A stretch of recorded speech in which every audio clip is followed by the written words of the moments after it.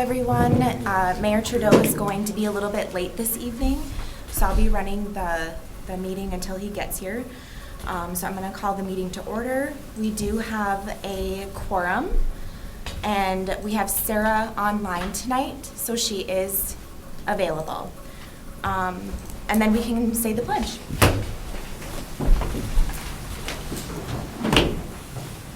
I pledge allegiance to the flag of the United States of America and to the republic for which it stands, one nation, under God, indivisible, with liberty and justice for all. All right. We are looking at approving the regular agenda. Was there any changes to the agenda tonight? Were we gonna, did you say you wanted to take something off of the? Would I do that under number 4? Or You do it under 4. I'll do it on the next item. Okay, Yeah. okay. Yep. All right, so I'm looking for a motion to approve the regular agenda. I'll make a motion to approve the regular agenda. I'll second the motion. All right, motion, oh, I'm sorry. All in favor? Aye. Aye. All right, motion passes. All right, and then we're going to approve the consent agenda for this evening. Any changes to that? Yes, I would request removal of item 4E out of consent to regular agenda. The Boulevard Tree Program. I don't know where you'd like that, Brenton? Do you know where you want that, Brent? You could put it, typically we've been putting them towards the end there, Okay. between 14 and 15. Okay. You could just do a 16A because isn't that under your... Yeah, you could do it under mine, or 16A. Okay. 16A.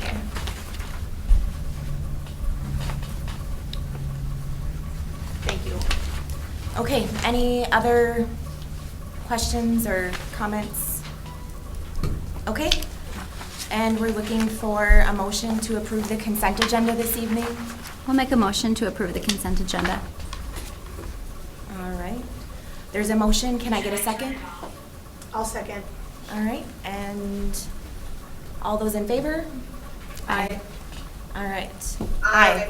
Aye as well. Sorry, guys. Motion passes.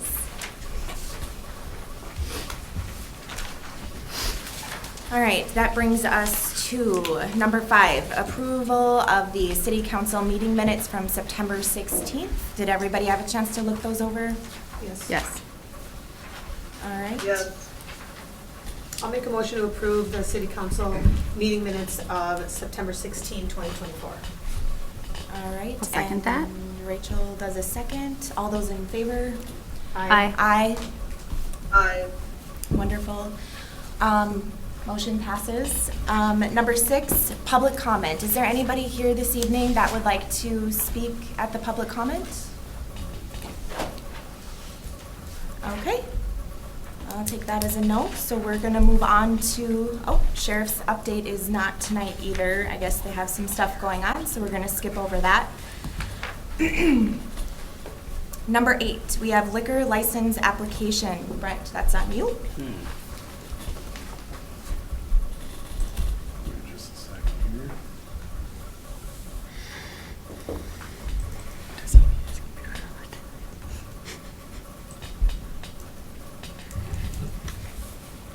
I'm just pulling it up real quick here.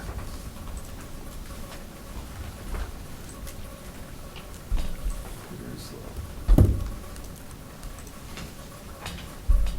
Okay, what we have before you is liquor license request for Roundabout Liquors. This would be connected to where the Circle K or Holiday gas station is located there, is my understanding. In regards to the liquor license application, that would need to be approved by the city council. We need to have a public hearing regarding this. The request is for a retail off-premise beer, wine, liquor sales, so i.e. liquor store. They have completed the application. It was published in the Fargo Forum for September 18th issue. It does meet the minimum square footage requirement within the ordinance. It does suffice with, or it does meet the ordinance for being eligible for a liquor license. With this, like I said, we need to have the council conduct a public hearing, and then I believe the applicant is here. You're here, Teresa, yep. If you had any questions for the applicant directly regarding this, so. Okay. We only have one other liquor license specifically for off sale, and that's connected to Casey's, the Right. portion of Casey's in town. So, I believe Biggers has both on and off site. However, the only other one is that is Strictly off off sale. sale is Casey's. Oh. Yep. Okay. Can I open up the public Yep. hearing? Okay, I'll do that right now at 6:06. Public hearing is open. Any discussion from the audience on the liquor license? How about you guys? Any comments? I don't have any concerns. I don't have any concerns. All right, Sarah, you good? No, no issues, good. Okay. So I am looking for a motion to go ahead and approve the liquor license application for Roundabout Liquor. You would need to close the public hearing. Oh, I'm sorry. Guys, forgive me. It's my first time being It's all the right. mayor over here. We're going to close the public hearing at 6:06 again, and we're going to go ahead and look for a motion. I'll make a motion to approve the liquor license application from Roundabout Liquor. All right, I have a motion. Can I get a second? I'll second. All right. And all those in favor? Aye. Aye. Okay, motion passes. Looking at number 9, parking ordinance amendments, which was previously tabled. This is on for Lucas. Yes. Good evening, members of the council. As you know, a couple meetings ago, we had the first reading for the parking ordinance amendments. Then the second reading was tabled so we could have further conversations related to parking next to the half-sacks, and then also a discussion with the deputy's office or the sheriff's deputies regarding enforcement of the 72-hour time period requirement that we had in there for the first reading. So Brent and I actually met with, was it Deputy Noonan that we met with? Deputy Noonan, yep. So we met with him a week ago to discuss enforcement of the 72-hour parking requirement and kind of the concerns that Cass County Sheriff's Department has with enforcement of that. And then I also discussed enforcement issues that other jurisdictions are having with the 72-hour restriction. The tough thing with Horace is Horace obviously contracts with Cass County to provide law enforcement services. Horace does not have a full-time police department or a police department that has more than a time and a half person. So when you talk about enforcement of a 72-hour parking restriction like that, it gets difficult to actually monitor that across the city. And so we discussed ways that it could be done if it's chalking tires, and then it's how much time is spent doing that. The other issue with that 72-hour requirement is the way the ordinance is drafted, and again, this is similar to what other jurisdictions have done, is it just requires people to move their vehicle 100 feet in order to be compliant with that requirement. And so it's, well, how long do they have to move it to that different spot?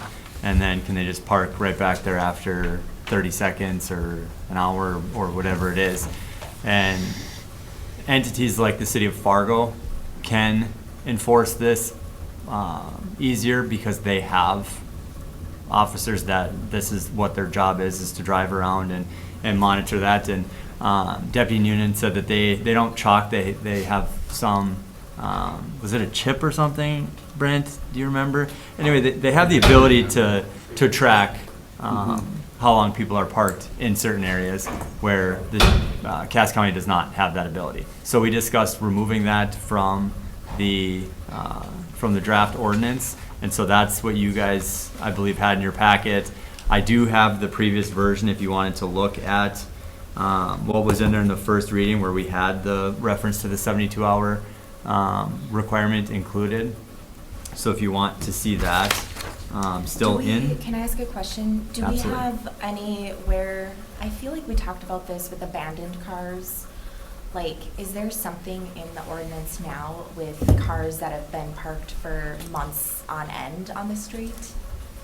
I guess that would be, I mean, I think the whole 72-hour kind of came up because we had some vehicles that were parked for very long periods of time. Yeah. Is there anything we could do just for that and consider them abandoned? So Deputy Noonan did bring that up. If there's cars that have like flat tires or something where you know they're not operable, then they can put out a notice on that car. You know, those orange stickers that they put on cars that are parked like on the highway or on the interstate. So they can put those on, and if the person does not address the issue within the time period that's on that sticker, then they can impound those vehicles. Okay. So that is something that he did discuss, of a situation that was likely more applicable in Horace rather than doing the 72-hour restriction is following that. And it's something that they already do. Does that need to be in the ordinance? No, he said It's that's just something that okay. they already do based on Century Code. So if we leave the second reading as presented in the packet, the only changes would be section 1 having multi-use path be included, and then we had a correction in subsection 11 to put an or instead of, and then 15 and 16 were added for the postal service, and then within 100 feet of the half-sack. And then we took out the 72-hour requirement, and then the other section on section 2, which is just on electric vehicles, and that's to be in compliance with what Century Code provides, thinking that it's only a matter of time before Horace gets those type of parking facilities in the city.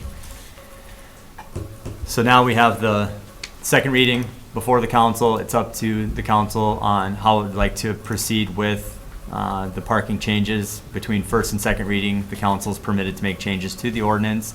So whatever the council desires, we can make the change to the ordinance. And then if the council desires to adopt it, then this would be final tonight, and then we'll get it published in the newspaper.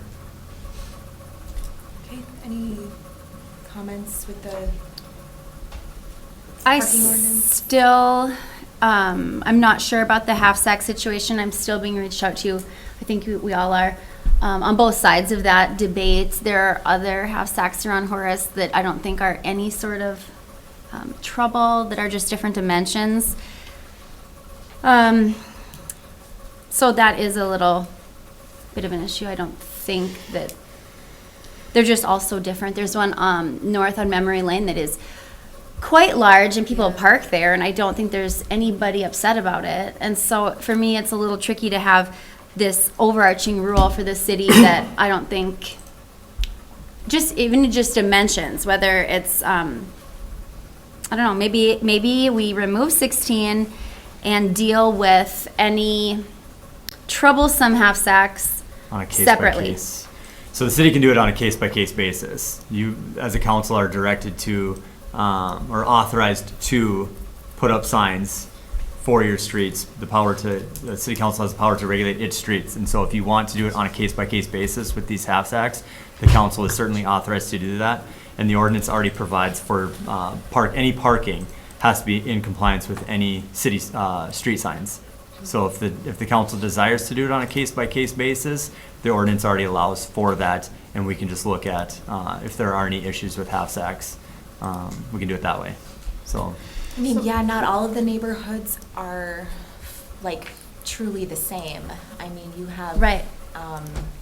like the one you're mentioning. It is That's ginormous. huge. There's no issue there. Yeah.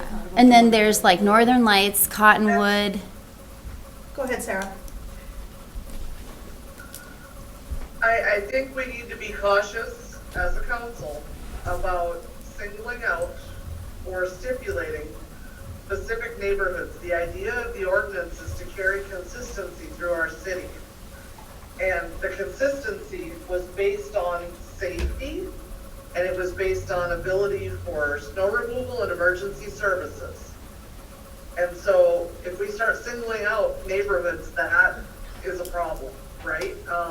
You're gonna have variation just like you would in any city, with whether it's a half-sack, a full cul-de-sac, things of that nature. Full cul-de-sacs aren't in question here. This is only the half-sacks, and it's based on safety, it's based on EMS being able to provide services, and it's based on the availability of snow removal. Having vehicles parked in the middle of a half-sack or a cul-de-sac creates issues with snow removal. So for consistency's sake, I urge you to not break out individual neighborhoods. And So I guess the one that I'm thinking of in my mind, they don't even have a street to park on at all then. Right. You're thinking memory lane? Yeah. Right. Like there's not even anywhere for their company to park other than the half sack because they don't have, I don't know, do we have a picture of So- it? Because so that's Jason very will pull it up. confusing. One suggestion for you to consider is if you were to want to remove that part, what I would ask for the council to consider is having like neighborhood meetings with just those properties are adjacent to a half sack and just before, just after, where the streets are narrower. And we could check with those properties to see, are they concerned about no parking or parking allowed? So like the one you see on the screen there is Memory Lane. Memory Lane is one of the more narrower streets where you have a half sack. The ones where you do have narrower streets would be Memory Lane, Firefly, Prairie View development. You have 4 half sacks there, and then Elements has a half sack. The street is narrower there. And we can engage with the individuals that are adjacent to it. Let's go, okay, is there concern or not about this? If there is, then we come back to council case by case. Or what Councilmember White was talking about, consistency, that's the perspective they were coming from the Yeah. staff side. Is going, do you have a consistent approach for the house acts across the city? And that's what we were looking at from when we had this originally drafted up, is just to be able to say, okay, if there's a house act, here's what we do. There are different variables though. If you look at like Goldfinch, the street is really wide. The street on Goldfinch is, depending on how you look at it, pavement wise is 36 feet. I believe curb to curb, back end to curb is 40. So it's a good sized street. So where you look at some of these others, you're looking at like Memory Lane is significantly smaller. So, you could have a break off from that way of it and still have some consistency. It's whatever direction the council would like to go on that. And I totally agree, Sarah, with the concern about consistency, but I would be hesitant tonight, because as we can see, and Sarah, you probably know, and we're looking at a picture of Memory Lane right now, the half sacks, as far as width and safety, and snow removal and emergency, they're kind of vastly different. And I mean, how many do you think we have in the city, Renton, half sacks? What was it? About a dozen. Okay. About a dozen, yeah. So, and I It mean, is like obviously, 13 or moving 14. forward, we would want to take that into account, maybe steer away from them, or make sure that we are making them wide enough so that we don't have the issues like we are on those few that are on narrower streets. So I probably would be a little hesitant about doing an overarching tonight, because as you can see, the half-sacks are really, they're not all equal.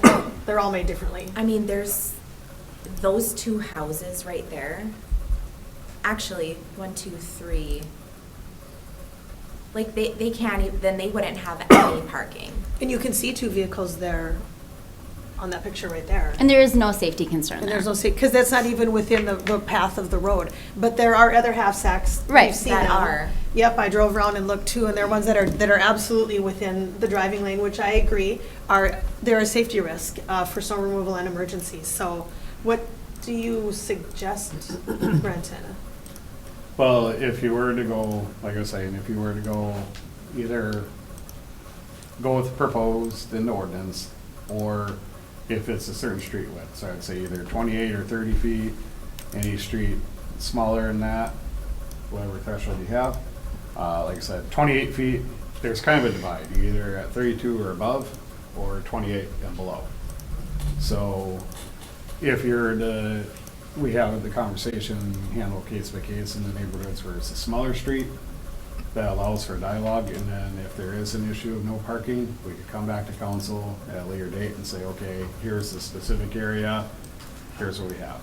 And here's the feedback that we've gotten from that neighborhood meeting. Like I said, the neighborhood meeting would be engaging the residents that are adjacent or a lot before or a lot after. So the immediate stakeholders tied to it. What is Memory Lane compared to Firefly? In regards to street width? Yeah. It's what it looks like. I can't remember. Memory lane itself Memory is lane. narrower.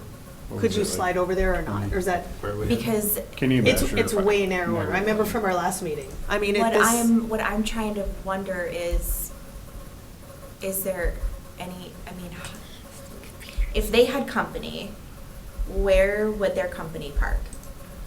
If we passed, I don't believe it's signed on either side. No. So technically. but it's very could narrow park. right there. You could park on both sides on Memory Lane right now. what's the width there? Sorry. Technical error here. I think it's about 20. Was it 24? 24 here. 25 maybe? It's here.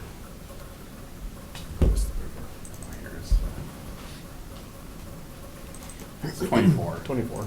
Yep. And what, would that allow for parking on one side? 24 would not, no. I didn't think so. And No. Firefly is, Firefly is 28. And then you, I believe it was, Prairie View was. so from there is parking 23. available on Firefly, the road, One currently, side. on one side. Yeah. However, in this development, there's There'd be not legally a, nothing. right. Yeah. So one option would be to just scratch this from our ordinance and have, like are you thinking like a general meeting where anybody with an issue in their half-sex could, It would be a meeting to discuss specifically on-street parking and the stakeholders, so like, kind of like a stakeholder meeting. and then individual decisions could be made based on that street's dimension, if there's a, Yeah. The council does this all the time. You guys have done it for stop signs, you've done Yeah. it for Yep. yield signs, you've Yeah. done it for speed signs. I mean, this is. And obviously, we want to work forward for consistency purposes of making sure if we do a half-sack in the future, that we're making them wider, right? I mean, and that's the way that, obviously, sins of the past, we will look forward and not have to encounter this issue, Yeah. is my thought. I would be interested in getting rid of I it. did. Oh, sorry. Go ahead, Sarah. Oh, you're fine. I completely agree with Stephanie. There's no reason that these roads need to be this narrow, that the half-sacks need to be an issue. I mean, as a city, we can do better, and we do need to widen our roads. And I realize that developers, when they bring plans in, they obviously don't want to special the death out of their residents, but this is a concern. And it's a concern that we shouldn't have to take on a case-by-case basis. Now, I understand the reasonings for wanting to do so, but I will say the purpose of a street is to ensure traffic flow, right? To make sure that traffic can get in and out. It's not for parking. And while it's convenient to park a vehicle there, and I understand specifically on holidays and things of that nature, our streets aren't meant for that, right? Our streets are meant to flow traffic. So I'll be interested to see what the final resolution of this is tonight, because I see some very valid points here, but I think we've gotten ourselves into a situation, and it's going to be extremely difficult to look at this on a case-by-case basis and not be biased with one neighborhood or another unless you put in the ordinance that any streets that are X amount wide have a restriction, any streets that are X amount wider don't have a restriction. That's an Yeah. unfortunate circumstance that we're in here. Brenton, which ones are under 28 feet or less? Memory, the street, northeast not- corner of Almonds. Sorry, I can't remember the one off the top Well, of my head. no, I think I guess I wonder I'm talking So- the depth of the half-sack. No, we're talking the width of the street before and after. So your actual through Oh. lane adjacent from the half-sack there. What was your question? 28 Well, or okay, what less? are the ones that are Yeah. the toughest for traffic, where an emergency vehicle would have The one- trouble passing through? The ones that have the narrowest drive lanes or street would be Memory Lane, the one you see on the screen there, Firefly, Alman's has one, and then there are 4 within Prairie View. 4. Yep. And when you're talking pavement to pavement, for example, like Prairie View, you're looking around 22, 23 feet. So curb to curb is a little wider. Those are the 4 areas that are the tightest. Everything beyond Yeah. that get wider. You're into that like 32 and up ballpark. So. Brenton, I can't hear you very well. Am I understanding that pretty much anything that's narrower than 30 feet would be something that would be in consideration? Yeah, anything narrow in 28 would be, you could say 30 or 28, the same, it would be the same streets. I'd say 30, Yeah. just to encompass whatever would need to be encompassed, because we have some existing things, and that, I mean, depending on how you look at it, could go an extra foot here or there, okay? All Yeah. right. And was the thought, the discussion within these half-sack areas, 30 feet or less? Yep. I think I would support that. It's, they're not all created equal, as we just saw, memory lanes. I mean, I'm sure I'm not looking at it from an engineer perspective, but the depth of the half-sack in memory lane is widely different than the depth of the half-sack there in Prairie View. huge. It's not, you know what I'm saying? So If I- residents aren't having any issue there, it would seem strange to me to come in with I an agree. ordinance about it. I agree. And again, since of the past, we will move forward with plating so that this is not an issue. All right. That's my thought. So if you do 30 feet, yeah, it would be the same streets you're talking about. So, the same ones I was mentioning to you. So how would that best read? What do you think? I don't know. Basically, you would just strike it for the ordinance overall. Oh, You would just say remove that from the ordinance, and then the staff would, over the next few months here, have dialogue and neighborhood meetings with those. And then we'd ask for a council member to participate if possible. So, okay. I thought we were getting to that 30 number so that it Yeah. was, So you say any I don't street, know. That's what I thought. yeah, Okay. any street width under 30 feet Would have a separate meeting. would have a separate meeting. It would not be addressed in the ordinance itself. Oh, Because the council Okay. would come back, either put it into ordinance, or you'd come Wait a back and minute, say. say that again. Any street under 30 feet should fall within the ordinance. Anything over 30 feet would have an opportunity to have separate meeting? What No. am I hearing here? No, anything under 30 feet that has a half-sack would have a neighborhood meeting. And then the overall dialogue in the proposed ordinance, you just remove the half-sack dialogue. Does that make sense? Why do we need a neighborhood meeting for anything under 30 feet if we've already established concerns about safety, snow And- removal, and EMS? The council could do that too, either one. And my only concern with that, Sarah, is, for instance, as we're looking at overheads here, that definition, memory lane, falls into that. And it shows, I mean, they're just widely different depths in the half-sack. Am I Like correct? the half sack itself is. Is actually not even part of the significantly road large. in memory lane, and so, and that maybe we're 30 talking and about- under would warrant a meeting, and anything over would not, that it wouldn't, Anything over 30 would not have a meeting, would not have would not be restricted by restricted. ordinance. No restriction. Anything under 30, we Would would be reach out to dealt the with, affected okay. properties Yeah. and have a conversation going, okay, what is So, of interest? does And we may memory, have, does memory lane fall into this? If Yes. the half-stack is not a part of the road? yes. Well, yeah, I mean, I guess I don't know that. It's kind of part of it, it's just much deeper. I guess I don't know the specific designations of the roads. This is where we have to be cautious. So what is the width on memory lane? 24 feet. 24. The road, The road, not the driving surface. Yes, Is only 24 feet? yes. Yep. And it's on the edge of, How does that, But the half-stack is huge, so we're saying that vehicles can get by there, provided that if they are parked in the half-stack, that they're not parked I against mean, the Yeah. road. you could fit You could fit many cars. many just cars parked in the their middle half-stack. even. Yeah. My recommendation is to remove reference to the half-stack and just look at it a case-by-case basis. There's 12 of these in the city, Okay, and yeah. if you want to put up signs, put up signs, and if we need to deal with the lawsuit over that, I think we'll roll the dice. Okay. I Okay, hate to say that, I but- make a motion to remove number 16 from My the, recommendation is to have no parking November 1st to April 1st. Just put signs up. Nothing matters in that half stack if it's not snowing. Nothing matters on this side. You know, if they're parking on the opposite side of the road from the driveway to walk to somebody's house, fine. Half stacks, nothing matters there if there's no snow. I mean, you can still get around 3 cars if they're in the middle of the half stack to get in there with an EMS. Like everybody's been in North Fargo, no parking November 1st to April 1st.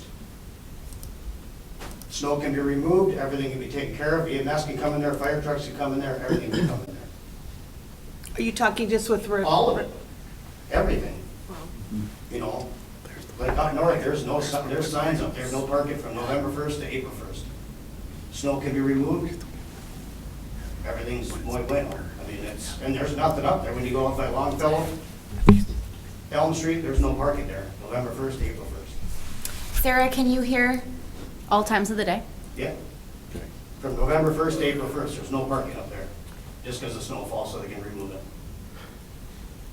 Yeah, we actually brought that up, and I was in favor of a November 1st to April 15th, no parking, pretty much citywide, just for snow removal. I don't know whatever happened with that. All right, does anybody want to make a motion of some sorts? I will make a motion to remove number 16 from the proposed parking ordinance number 2024. Okay, is there a second? I'll Or is there second. any And then- discussion? So just to clarify on your motion, to Yeah, remove why- 16 and approve it, So, Because you're recommending not to edit it, just to remove it.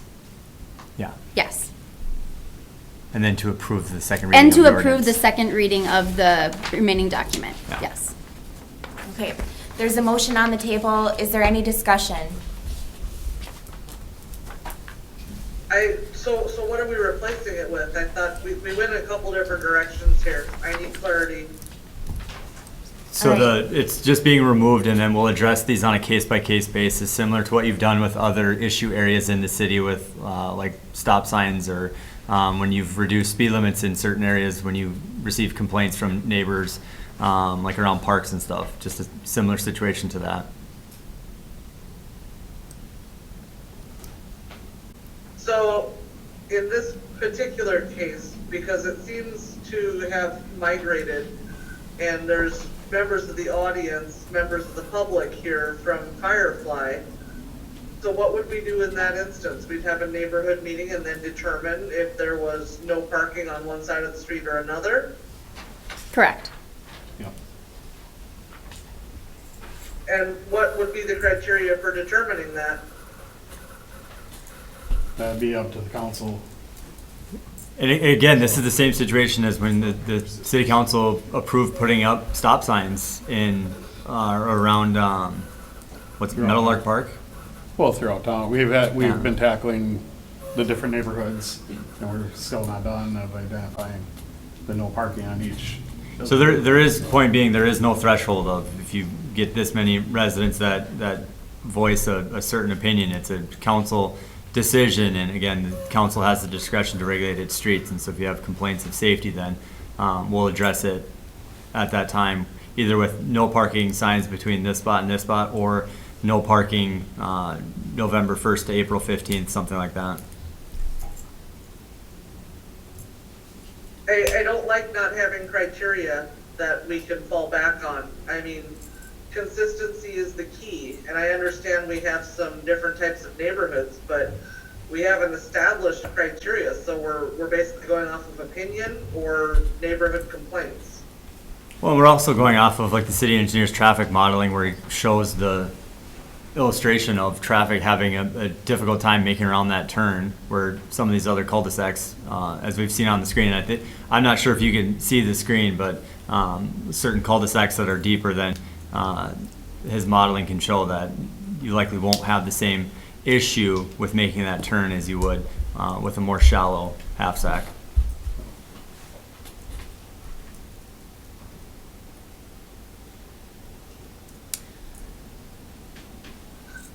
So, We can how look at. many neighborhood meetings are we looking at here? I mean, You're, this is a lot of time and money spent No. on something.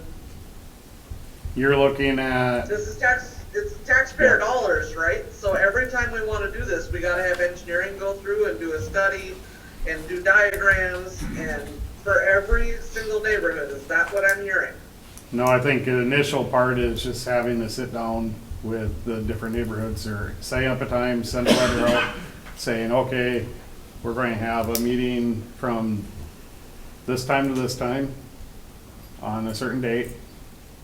And anybody has concerns that wants to talk about parking on that cul-de-sac, or half-sack, I mean, not cul-de-sac, half-sack, please come. And we're talking, it could be, you're talking 4 meetings at the most, because you would break it out by neighborhood. However, the ones off Memory Lane, for example, you're only dealing with a couple houses there. That might be one of those that we're able to just reach out to them individually if we do have their contact info. Same thing at Alderman's, we could touch base with them. If there's no concern, then we don't need to have a meeting. Prairie View is bigger, you know, you have 4 different half-sacks there. So that one probably makes sense to just set a date and say, okay, anybody have concerns about parking with the half-sacks there? And then you have one for Firefly. So it would likely be 2 meetings, not even 4.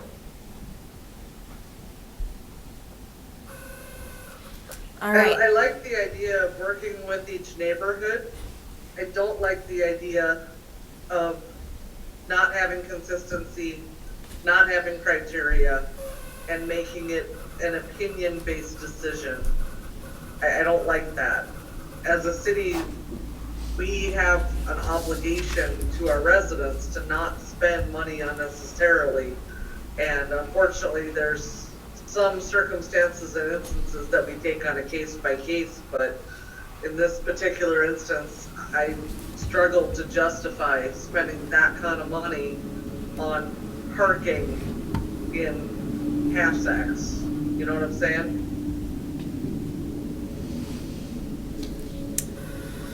All right, so what do I do? What if you have people out of town that aren't represented? I mean, this could go any number of ways. You got half the people show up, half the people don't, they aren't represented, you're dealing with further complaints, you're getting this back and forth. It seems to me like a never-ending battle. Yeah, it might be. Well, there is a motion on the table. So can you repeat your motion, please? Sure. I make a motion to remove number 16 from the parking ordinance number 2024 and approve the rest of the document as it is as a second reading. Okay, we have a motion. Is there a second? I'll second. Does this have a 72-hour thing? No, their version does not have It it. took it out. Okay. Okay, Yeah. so we have a motion and a second. All those in favor, say aye. Aye. All right, that is gonna You pass. should ask if there's anyone Oh, opposed. I'm sorry, all No. opposed? I want it roll called because I'm a nay. Okay, we're gonna do a roll call. Sarah's a nay. Rachel? Yay. Yes. Yes, okay, I'm a yes. All right, so, motion carries. All right, number 10, Lost River Pond, which was previously tabled. Yes, council. Let me find my document. Guys, what's that noise? I know, it's That's bad. pretty good. We're working at replacements. Times are tough. Go away. Yeah. All right, Lost River Pond. All right, council. Lost River Pond slide was previously discussed at the Horace City Council meetings in January 23 and June 17th of 24. After reviewing the geotechnical report and recommendations, the city directed our staff to prepare additional options and estimates for the repair. The options were developed by city staff using recommendations from American Engineering and Testing Company and previous experience. The first two options flatten the existing slope on the west side of the pond, and the third option increases the pond volume by excavating and straightening out the east bank of the pond. Option one is the recommended option as provided by the geotechnical engineer. That did entail removing the shared use path, which was met with some opposition by the residents along there. So we looked at the second option, which was preserving some form of a pedestrian walkway along the west side. We have elected to pursue a 5-foot sidewalk closer to the property line. Right now, there's about 10 feet between the property line and the shared use path. So we would take the shared use path, move it up to 2 feet from the property line, which is typically where we put sidewalks within the city of Horace, and then we would shrink it up to be 5 feet only on the west side. So a 10-foot path would continue on the east side, and a 5-foot path would be installed on the west side. I mean, the east side with a 10-foot path would continue, on the west side would be a 5-foot. So in both options, the slope would be flattened to the recommended 5-to-1. That was one of the areas of concern that the geotechnical provided, was that the slope was just too steep for the area. There was evidence, excuse me, of overwatering near the pond slope, near the slope failure, and is potentially due to sprinklers around the pond. So we're also recommending removal of the sprinklers along the pond or reduce the amount of time that they run. So we broke this down by the options in your packet. I don't know if you want to go through those some more, or if you kind of had an idea of what we talked about. We also put together estimates. None of these are relatively inexpensive, but there is an underlying problem there that will need to be addressed so that more of that bank doesn't slough away. So just to run down with the costs of the estimates, remind you, these are just estimates. These are not, nothing has been bid, nothing has been done. It's just our best knowledge putting forth with what we have. So we have option one, like I said, that's remove the shared use path and flatten the slope as recommended by the geotechnical engineer. That's estimated costs around $350,000. Option two, remove the shared use path, replace with the sidewalk and flatten the slope, about $450,000. So it's basically $100,000 for the sidewalk through there.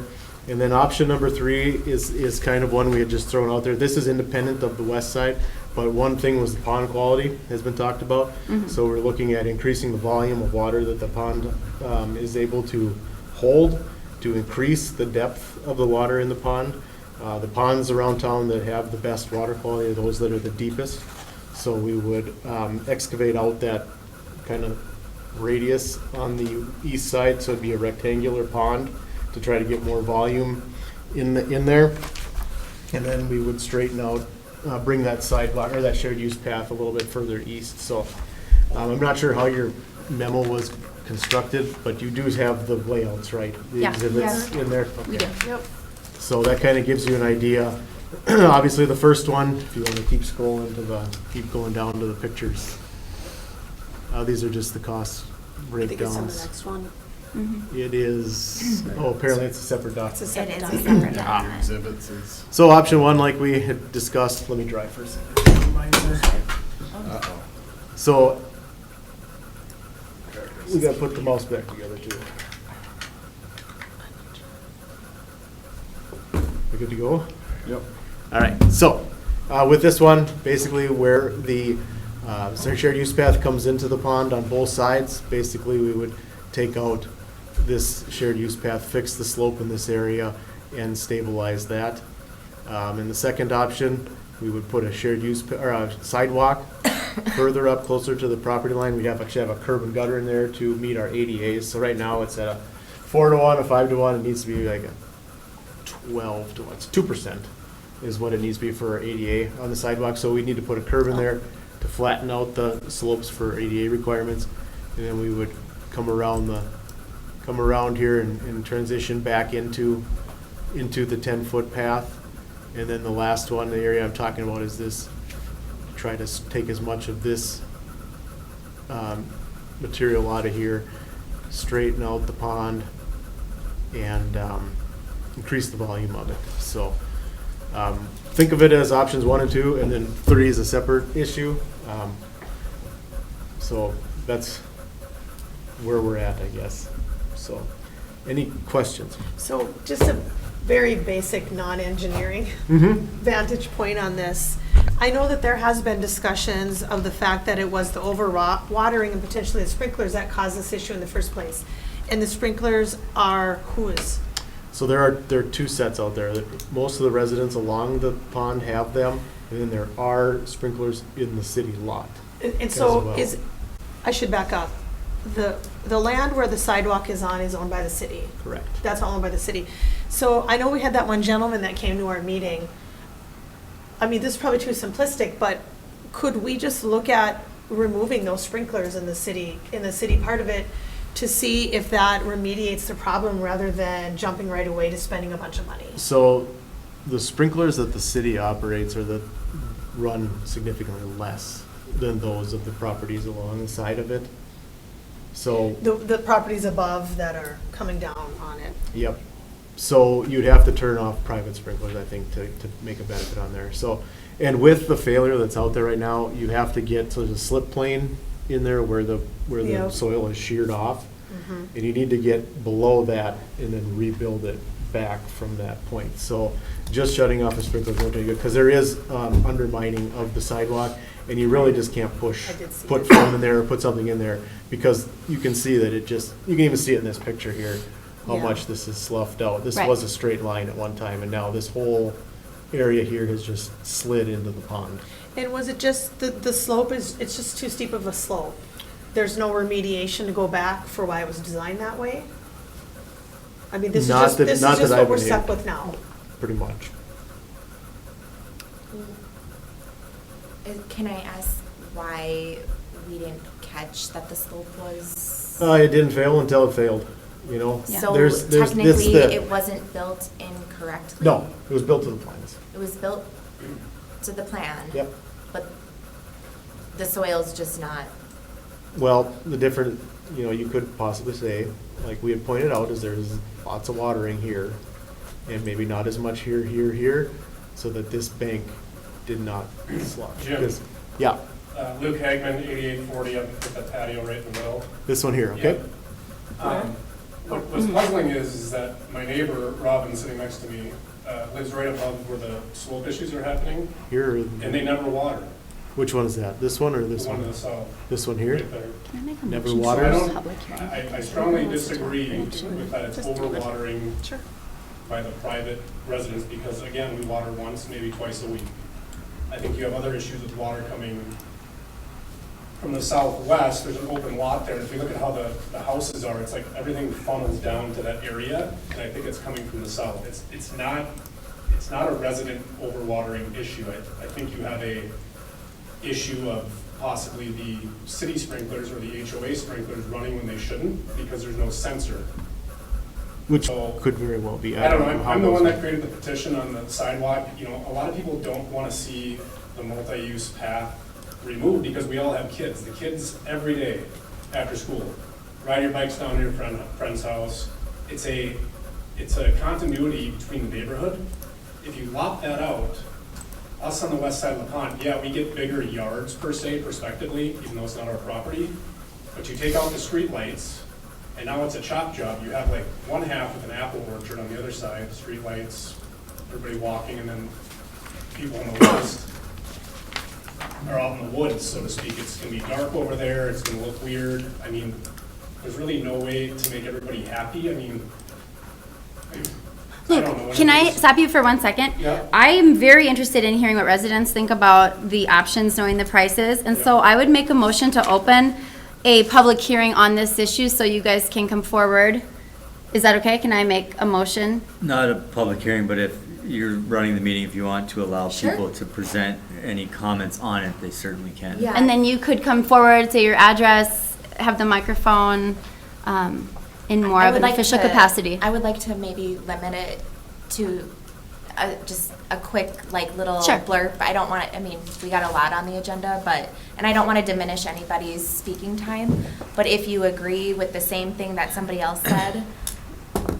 I know just residents say, "I around the agree." pond have waited a really long time to talk about this and be heard, and so I do really want you to be able to say something if you came here for that. Yeah, go ahead.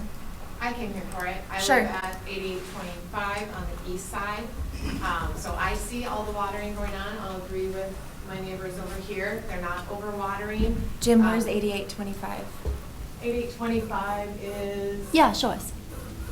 Oh, Easier to see. My bad.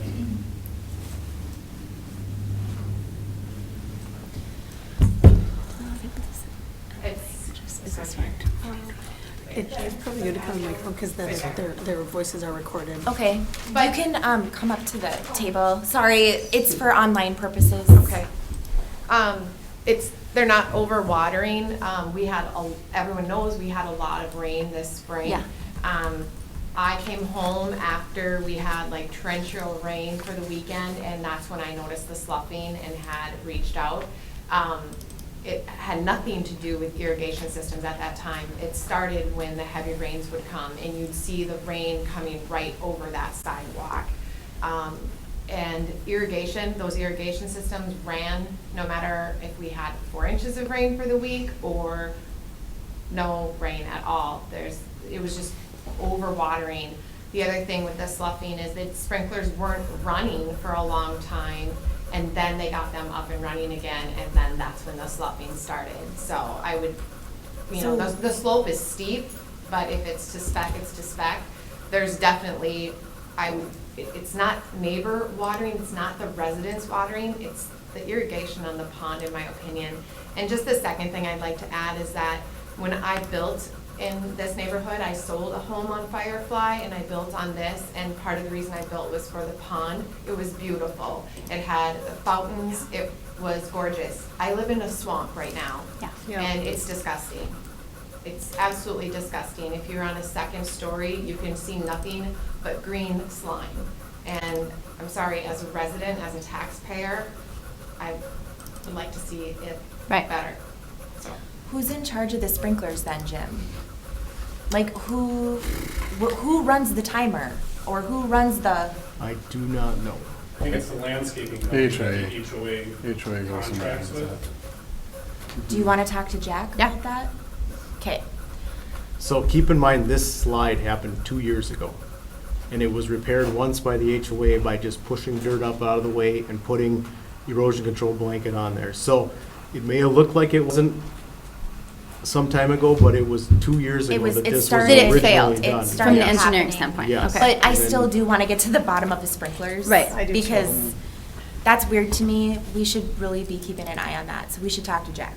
All right. Next, in your name? I'm Robin Carlson. I'm at 8844 Northern Lights Avenue, just the one with the patio that sticks out.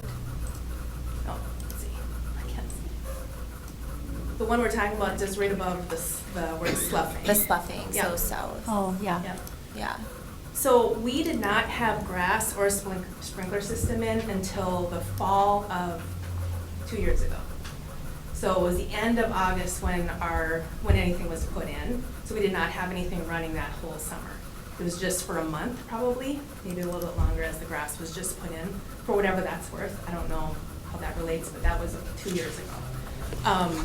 I would agree, just not to reiterate, but we live right on the pond, we bought for the pond, and it is just awful. I do love the circle. We don't have young kids, but we love seeing the kids going around. We just kept saying, gosh, I wish our kids were younger again, because this is a joy for them to just be safe, to know that the parents can know where the kids are. It's lovely to see that. If the walking path had to be closer to our house, the second option, is that Yes. that one? Yep. I wouldn't be against that, because I think it would be nice to have that going around. That's just our perspective though. So, but I do agree something really should be done with the pond, because it's so sad to see people coming and going, that's amazing, what a view. And now it's like, no, that's not a view. So that's just my thoughts. Thank you. Thank you. Thank you for all that you do.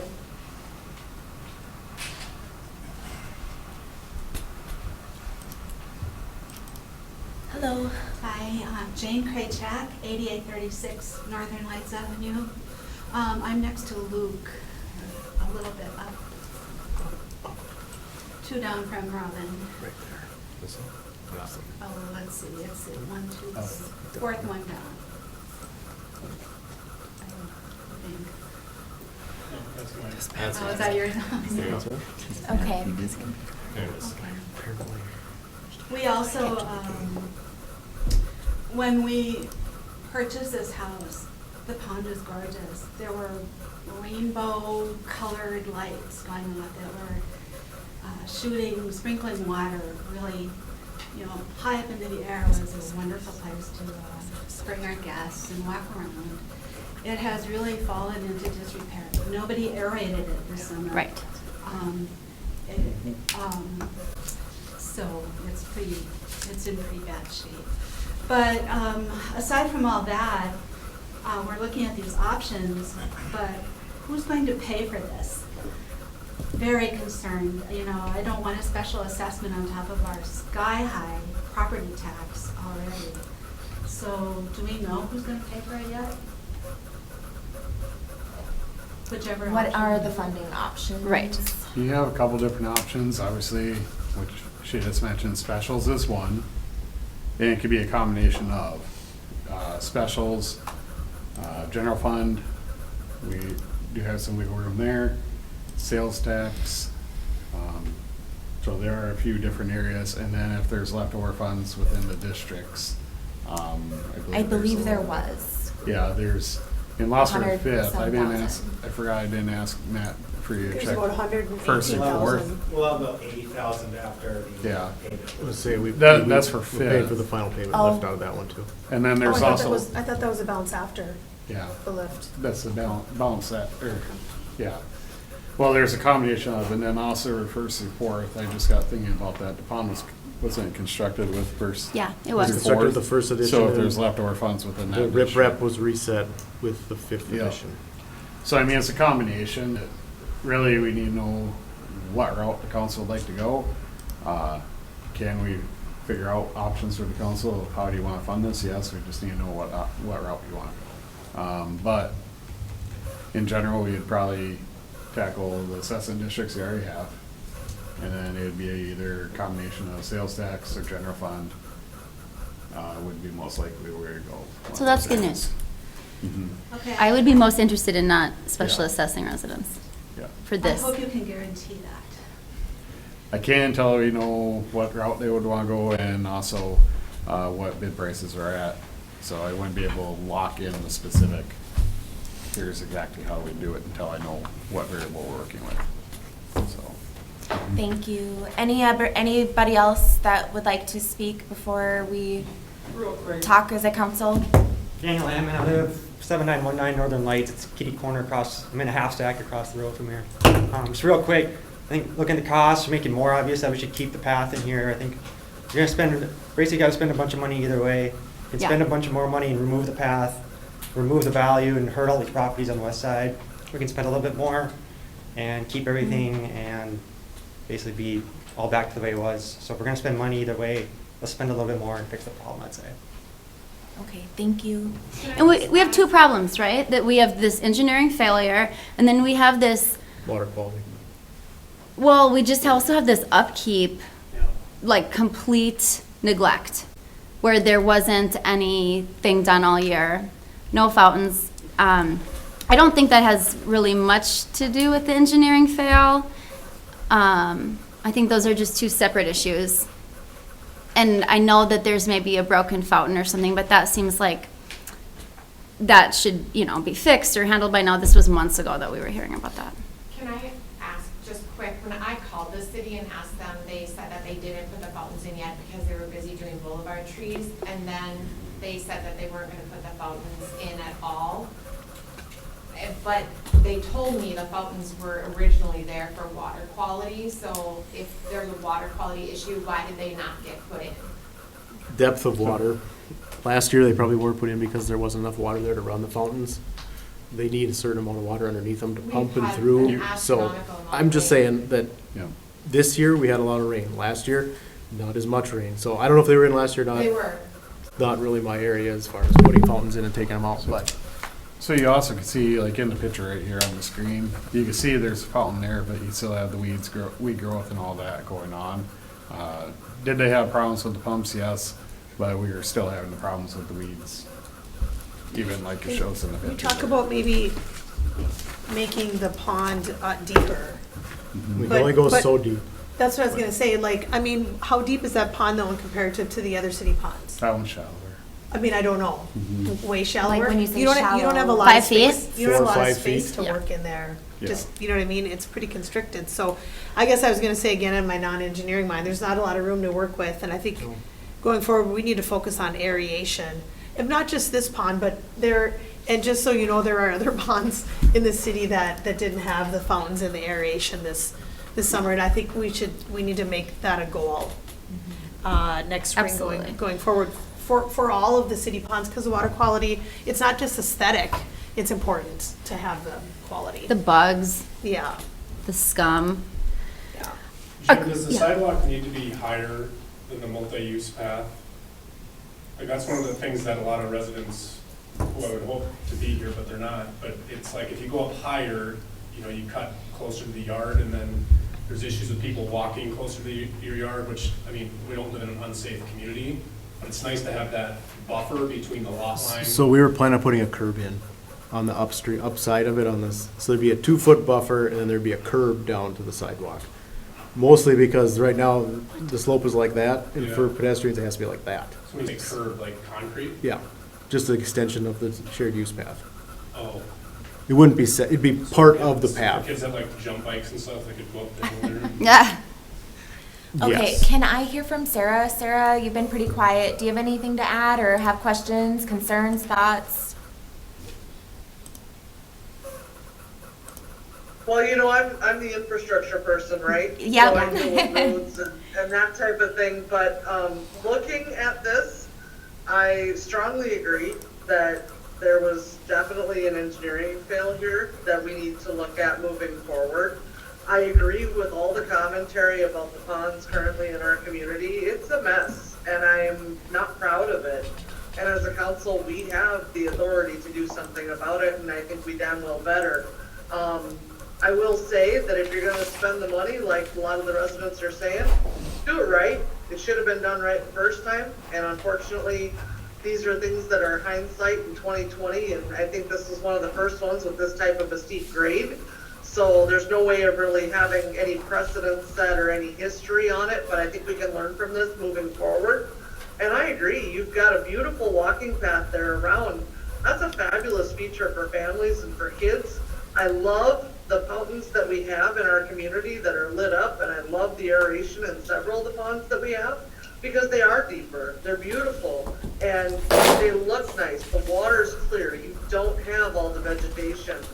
I would not skimp in this neighborhood. If you're gonna spend the money, do it once, do it right, and make sure that everybody's happy. So which option are you leaning more towards, Sarah? I question. I'm open to the, Go ahead, Sarah. go ahead. I was just No, gonna go say, ahead, Stephanie. I was just gonna say, I question the potential need for option 3 on the east side. I guess I would want that. It's independent. Okay. The real need is to correct the slope Okay. failure. Okay. So 3 is That's on kind its- of, 3 is a want, not a need. It's a standalone? It's Three's a want, standalone. not a Okay. need.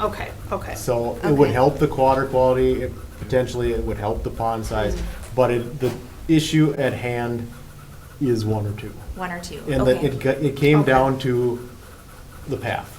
You know, we had originally brought forth removing the path, there was opposition to that. We're finding out tonight there's still opposition to that. So flattening out the slope is what the geotechnical engineer recommended, and we're trying to work within that recommendation and still keep some sort of a pedestrian facility around the pond. Jim, not to keep this going longer than it has to be, but if you did number 3, even though it's separate from this, are you saying you wouldn't have to do 1 or 2? No, 1 or 2 is a for sure, 3 is a Just wanna. maybe. Okay, Sarah, as you were saying, What's the cost difference to go to 3? No, don't think that way, because it's another almost $500,000. I think it's option 1 or 2, and then option 3 is its own standalone. Yeah. option 3 is more like like a want versus a need, I guess. Yeah. So I need a recap because I can't, the screen is too small for me to read 1 and 2. So give me the price and the overall, just our quick recap. All right, option 1, flatten the slope out, remove the shared use path on the west side, roughly 350,000. Option 2 is option 1, adding a sidewalk closer to the property line, another 100,000, 450 total. Option 3 was separate, but another 500,000, 512,000. Estimated, mind you. And it Nothing's sounds like big. the residents would like to keep the walking paths around the The pond. only way to keep the walking path, Jim, is to bunch it up to the property line. So we can flatten out that slope. So, okay, in all of the plans, you would be draining the pond, cleaning out the bottom, or maybe not draining Just it, but you'd be scooping out the bottom, It's because a- at this point, if it was 5 feet deep, is there now 2 feet of just muddy sludge There that you could need to potentially get be. out of there so it can be its original depth? So we were looking at this in 2 ways. One was the immediate failure, and then 2 was the pond quality. Right. So in options 1 and 2, it's removing a select amount of riprap, just 100 feet or whatever it was that failed, and putting that back, not having to do the whole thing, not having to drain the whole thing, not having to clean the whole pond, just work in that area.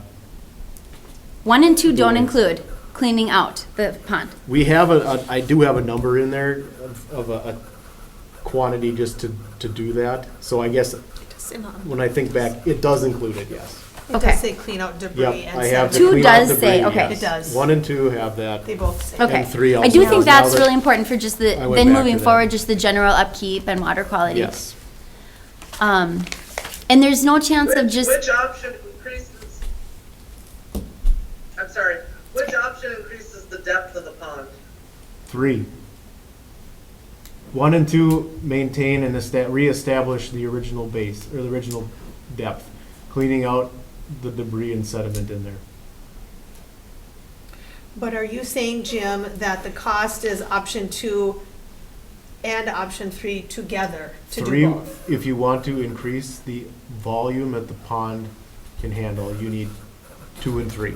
If you just want to clean out the existing pond, 2 is sufficient. So are you saying 2 and 3 together then? It would be So- almost $1 million. Almost $1 million. Yes. number 3 doesn't make it deeper, it just makes it wider. 3 makes it deeper and wider. Okay, I'm not seeing that. Okay. Yep. Yep. So option 3, you would have to do I hate, a combo. I hate to say it, but if you're gonna do it right, you're gonna make it deeper and you're gonna make it wider, because that's going to improve the water quality. Otherwise, you'll be dealing with water quality issues again in another year or 2. Same thing, even with the slopes less, if you have any issues with those fountains or anything, with such a shallow pond, you're gonna have that, that growth, you're gonna have the algae, you're gonna have all that, even with that stuff running. Without deepening the pond, you're still gonna have that. Now, you can choose to save a little money and not deepen the pond, and it'll solve the immediate issue of the sloughing. But if you want a long-term solution, you're gonna have to spend the money. It's like double the cost. That's like $1 million.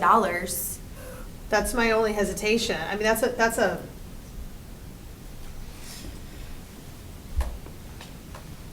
Why it's better to do it right the first time. Agreed. Agreed. Hi. Yeah. When we first moved in, February 21, I believe,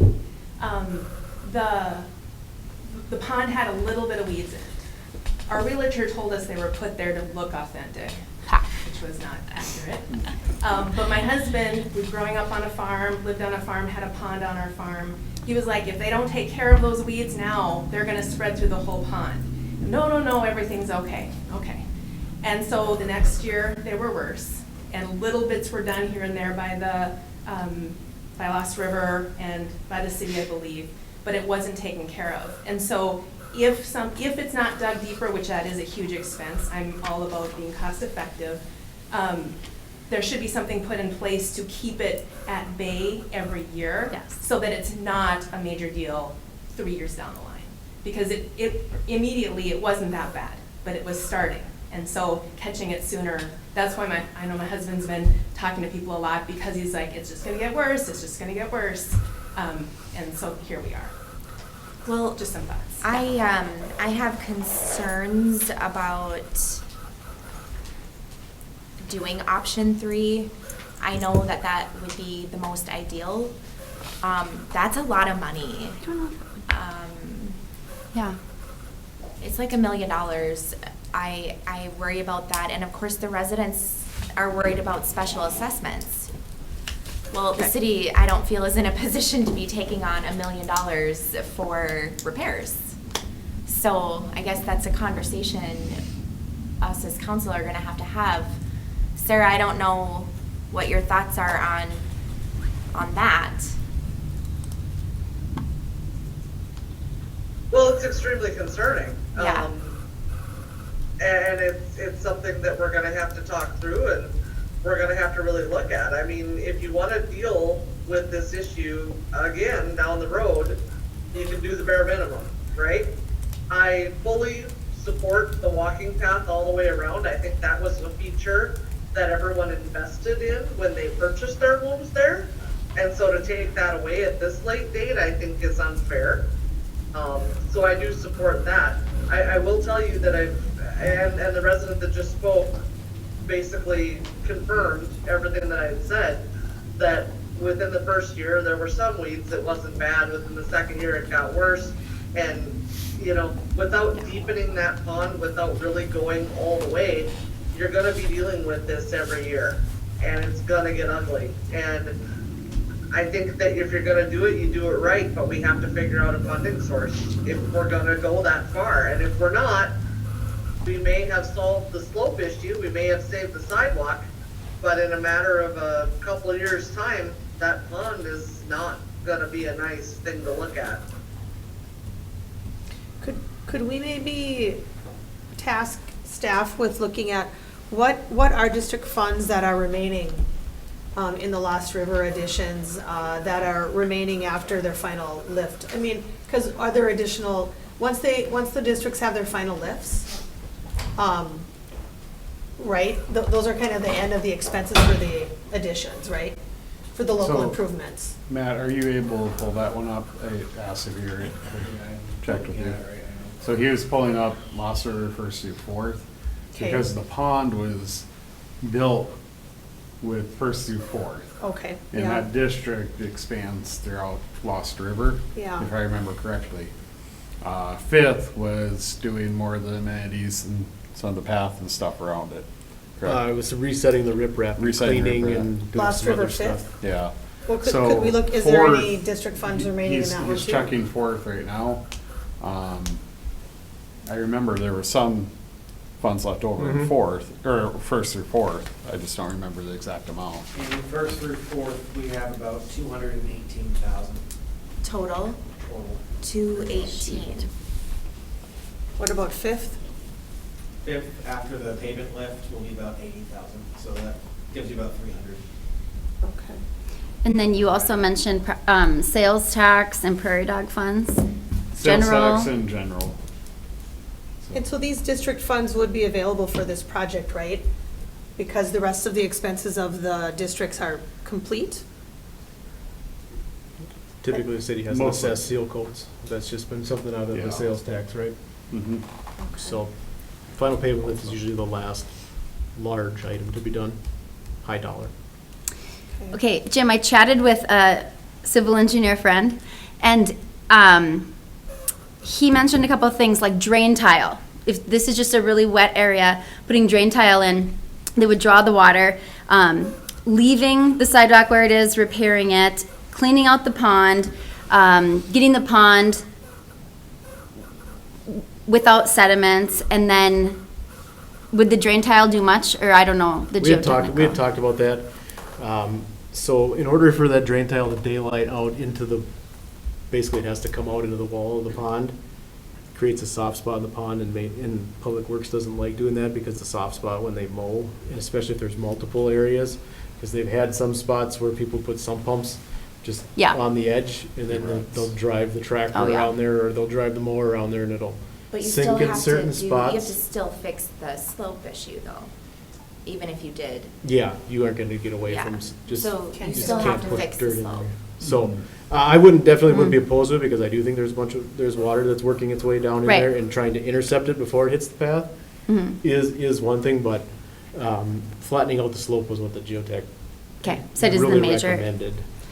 But, Are residents okay with the sidewalk inching up to their homes, or the edge of their property?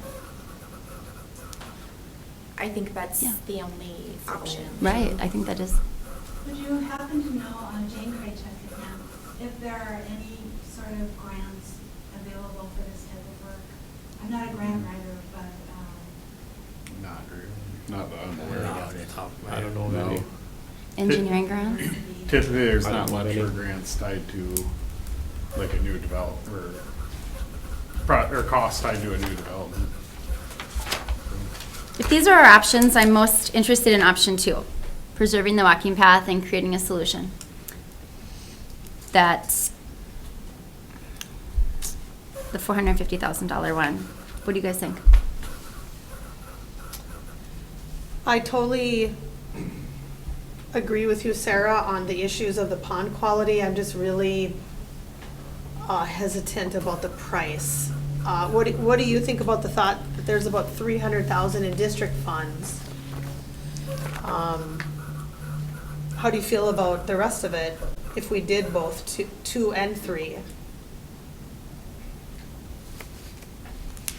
Well, it's concerning. I think that maybe there's an opportunity for a cost share there, because if we just restore it to what it was originally and fix the slope, that's what everyone bought originally, right? So that would fulfill that need. Anything above and beyond that would be beautification.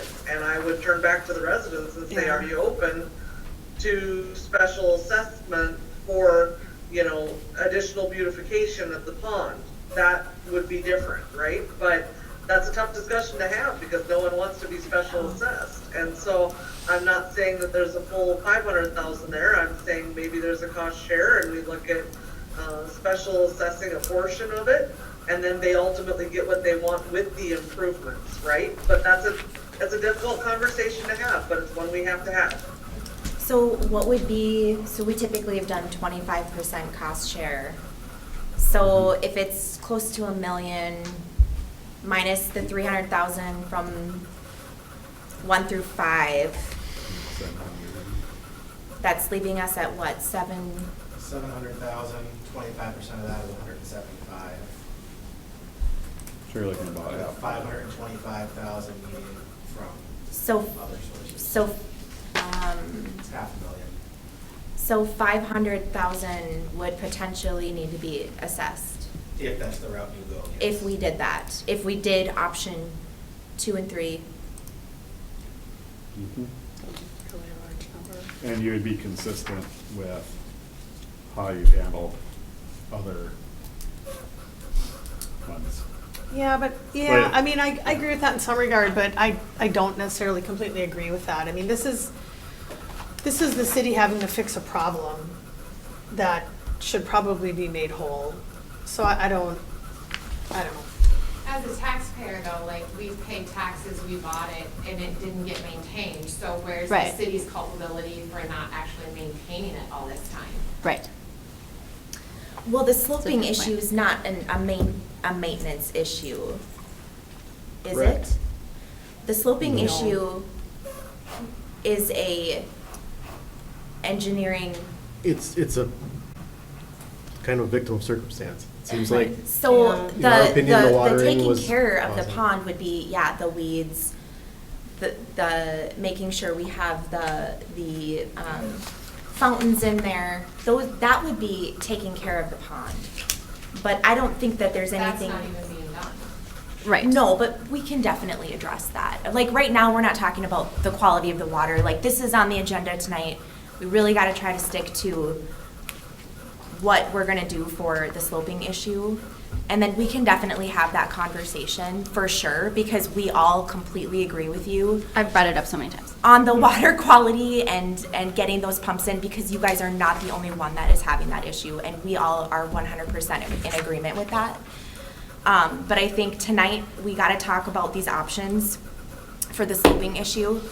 And so if we're, I mean, we need to figure Right. out what we're gonna do with the cost and what we wanna do for these options. Well, maybe that's a good point. Maybe we as a city recognize that we do have an obligation to fix the slope issue for sure, which is option 2. And if we think we need to do option 3 for further stabilization or water quality, maybe we apply the district funds to that, and then we have an overage of 220,000 that, or 212,000 that we need to look at. Just an idea. Do you know what I'm saying? Yeah. I mean, the slope failure isn't a maintenance issue. I think it's an issue that needs to be remediated. Yeah. It needs to be fixed, and maybe that's on the city. Making the pond deeper or wider, and I don't see anything about deepening the pond in option 3. I only see that it's more surface area. I can't find that anywhere. It can be deeper. But I mean, I feel like if the pond were better taken care of, the amount of water helping, I don't know, if it were better maintained, I don't, So keep in mind, this is a stormwater feature. This isn't Right. an amenity. This is something, today it functions like it's supposed to. It heavy rain, it'll fill up with water. Over time, it'll go down. So from a public works standpoint, it's functioning It's a as it function, should. yeah. May not Well- look as It pretty, wasn't sold as it was sold as an amenity. and that's, Yeah. and that, Public Works isn't out there selling, Right. selling 100%. lots, which is, I don't disagree that it wasn't sold as an amenity.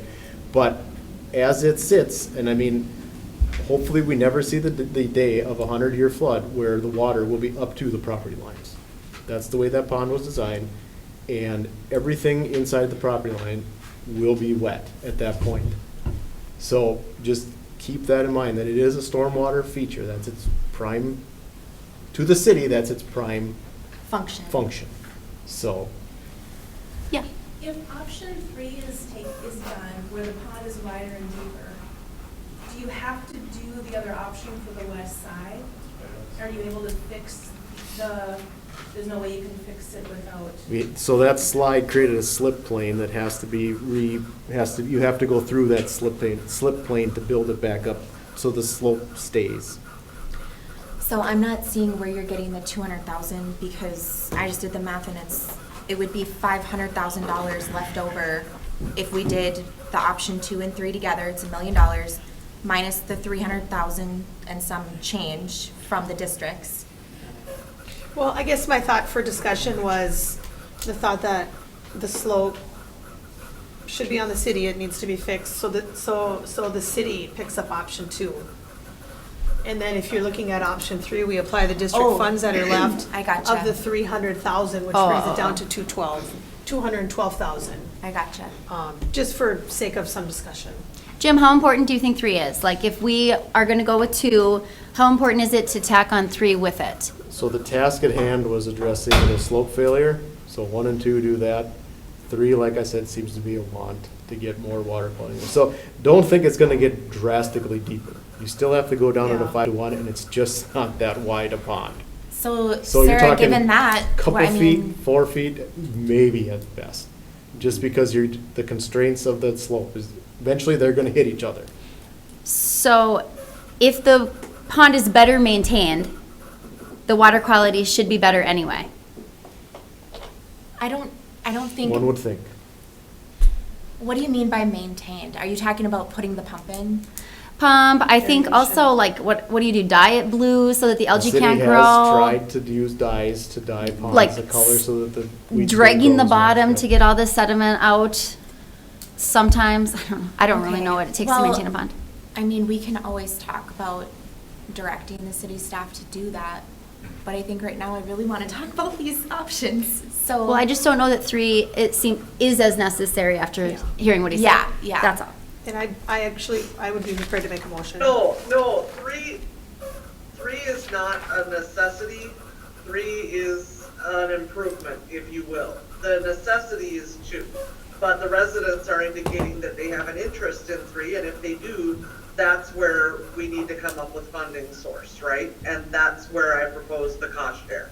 Are you guys, as residents there, are you guys looking to go above and beyond and do this option 3 to make it slightly deeper, but not really doing much? More surface Or area? are you just wanting to fix the area, get the sidewalks in, be able to use the walking path? Just maintain it, fix it Okay. as best you can. I think and we- if about- Yeah, I think we have our can make a answer decision. then, Sarah. I think they're saying if they don't really necessarily want it deeper,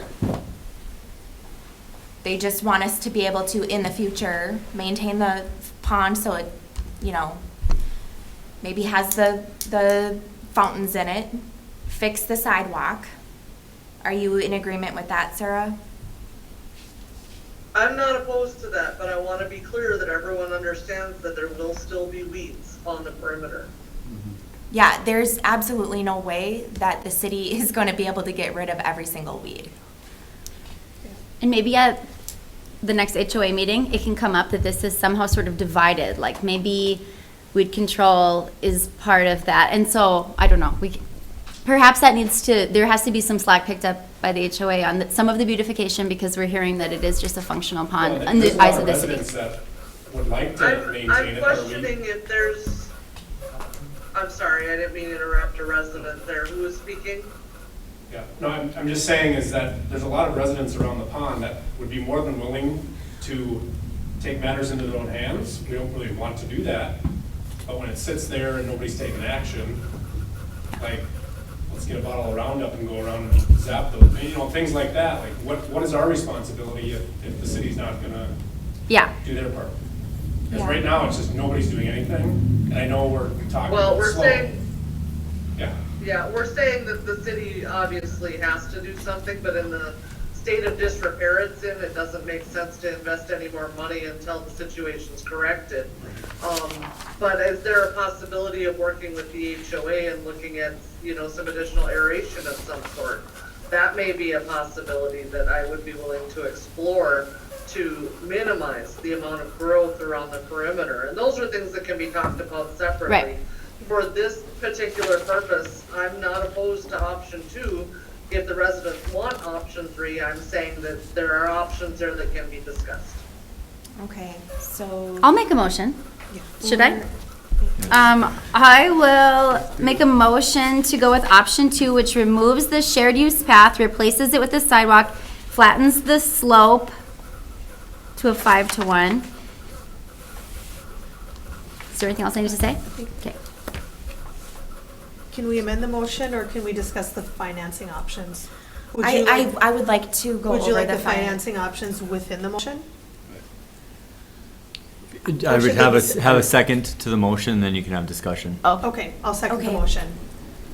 I think that we should direct staff to see how much district funds are available, and they should be applied to that, and then direct city staff to review what is best for the overage through general fund or sales tax.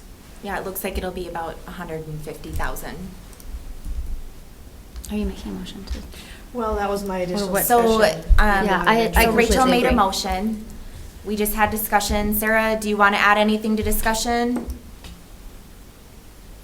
of the motion? No, at this point, no, the motion I think you've got covered. Thank you. Okay, wonderful. And then we have a second? I did second the motion. Okay, all those in favor say aye. Aye. Aye. Aye. Okay, wonderful. Motion passes. That's maybe good enough. Okay. We have our. Thanks you guys for coming. Yes, thank you guys so much. Sorry for the long round of Thanks for discussion. listening to conversations about half sacks for an hour. Thanks for all you do. Jim, Yes. before anything's done, is there gonna be like renderings and stuff where you're gonna be able to see what that Yeah. sidewalk looks like? I mean, you got kind of. Yeah, we'll get something more detailed. This was more or less just kind of an You'll be able to go illustration. around that to fix Yes. it. Okay, Yep. thank you. Thank you. Okay, we have, we're going on to number 11 for the downtown neighborhood plan. That's going to be on Jace, and we have a guest here today, Luke. So, Councilmember, those two, kind of a quick introduction. So, several months ago, the city began exploring financing options to enter into a downtown neighborhood plan, ultimately through grant funds and with the city match, a majority of them being grant funds with a budget of $196,000. The city went to MetroCog, who then released the RFP for the downtown neighborhood plan. To which we reviewed 5 proposals. I believe we interviewed only 4 of those groups, with a series of individuals who were on the selection committee, including myself, Councilman Berkland, and Joel Lewing, who were from the city, members from the Park District, and then some folks from MetroCog. Ultimately, SRF, with Luke Ciampa here, was selected as a preferred consultant after going through the ranking system of everybody on that committee. And they are paired with Tallgrass Landscape Architects out of Custer, South Dakota, who specialize in engaging in small/rural town communities in terms of that. So I know Luke is going to cover a lot of the project background and probably a little more of the selection process in his, but ultimately we're just wrapping up with phase 1 of the public engagement, and we thought it would be a good time to loop council in as far as how that process is going so far. So I will turn it over to Luke Ciampa with SRF. All right, thank you, council, for having me. Thank you, Jace, for the intro. We can just go to the next slide. We can skip that one. Okay. We've seen enough agendas today, I think. Jace gave a good overview.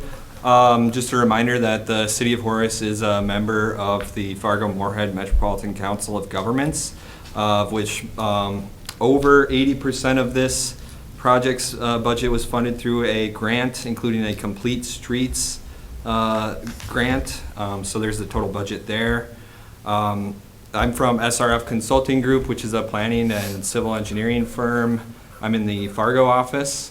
And then Tallgrass Landscape Architecture.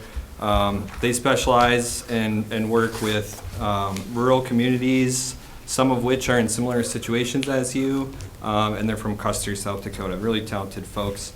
If we go to the next slide, we have 4. I am the project manager of this planning document. We have 4 major tasks, including community engagement, which is in the center there. We also have a downtown vision led by Tallgrass Landscape Architecture, realizing the plan, which is implementation strategies, and then I'll be leading the transportation strategy. If we go to the next. This project is really unique for MetroCog and obviously for the City of Horace. We are going to be balancing a downtown vision with transportation strategies, the real expensive stuff.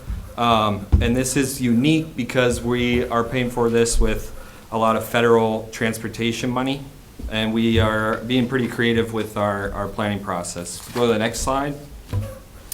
The plan will provide transportation and land use strategies, help guide bicycle and pedestrian safety and infrastructure for connectivity.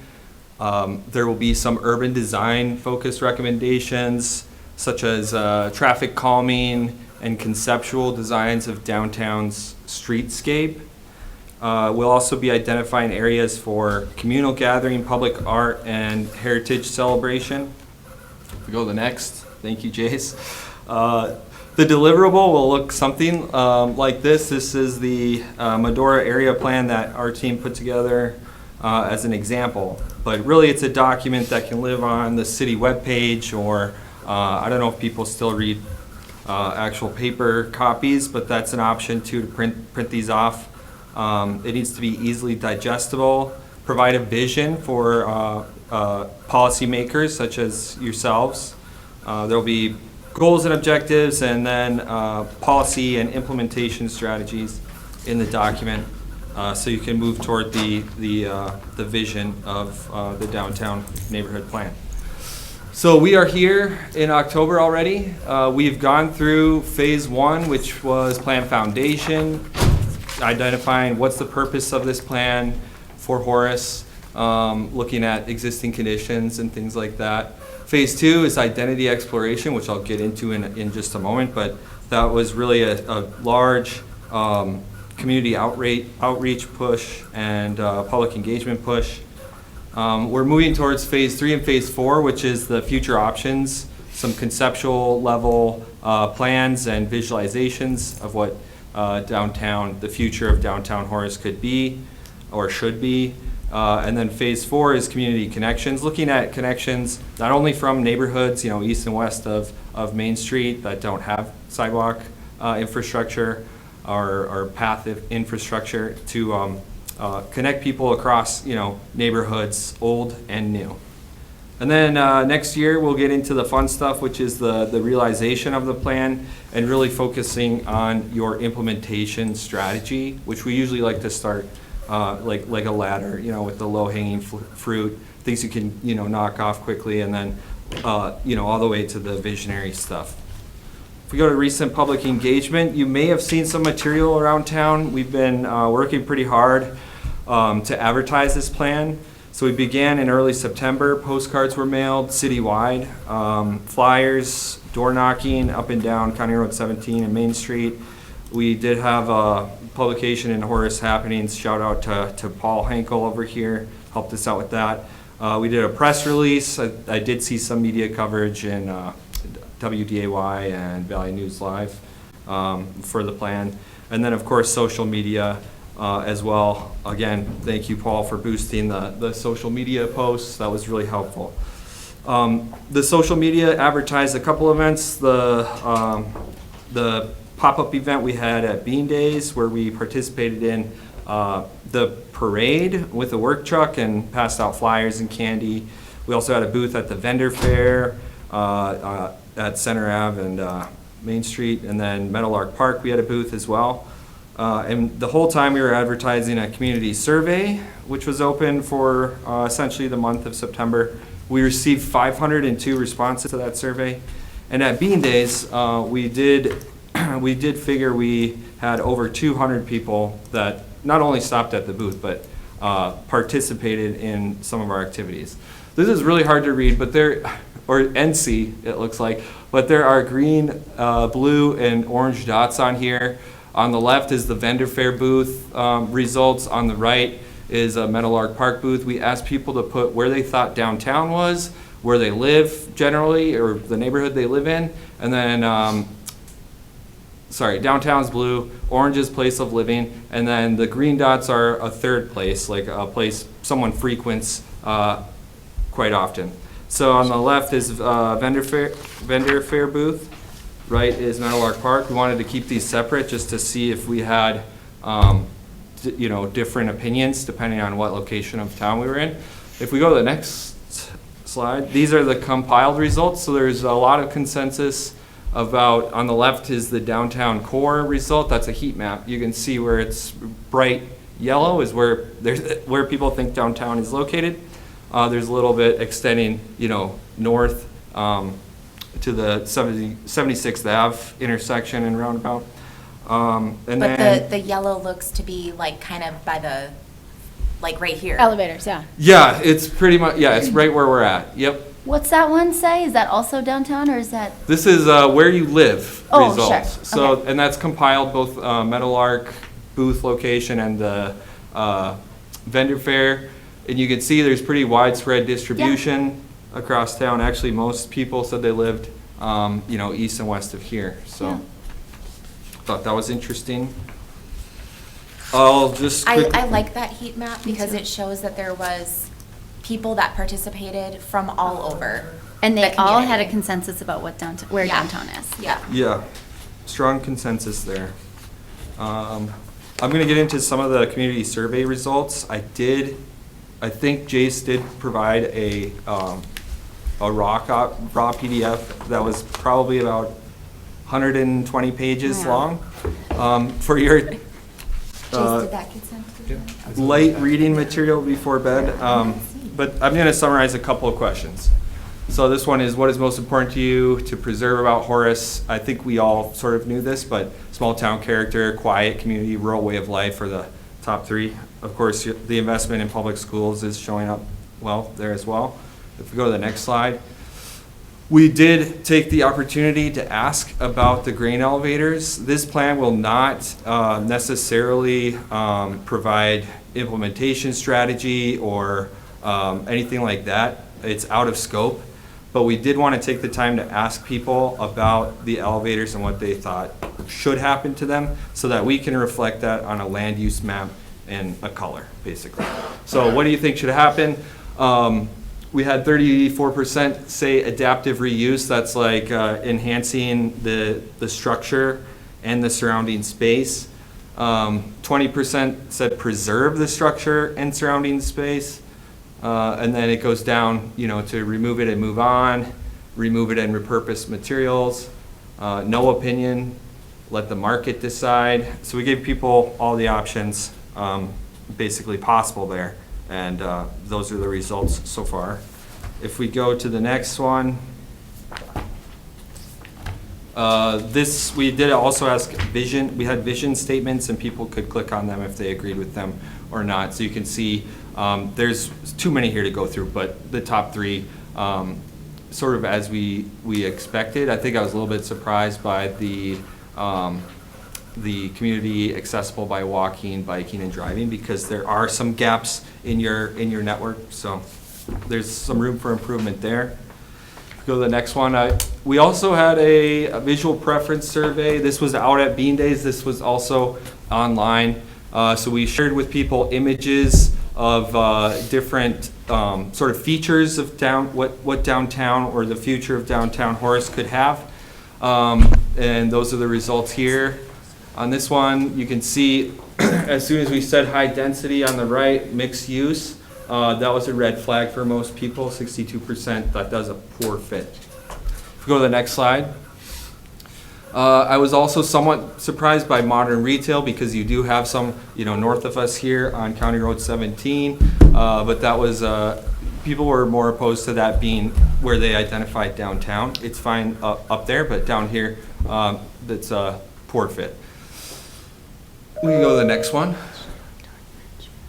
Unless you kind of look at these. I was also surprised, we did include a repurposing of rural structures from I think it's the Magnolia example, like Chip and Joanna Gaines. Oh, yeah. That was pretty popular. Rural gathering space on traditional Main Street, pretty popular or supported for fitting Horace and downtown. If we go to the next slide, these were a little bit mixed with Western Heritage being a poor fit. And then number one, rural gathering space was most supported or best fit, so to speak.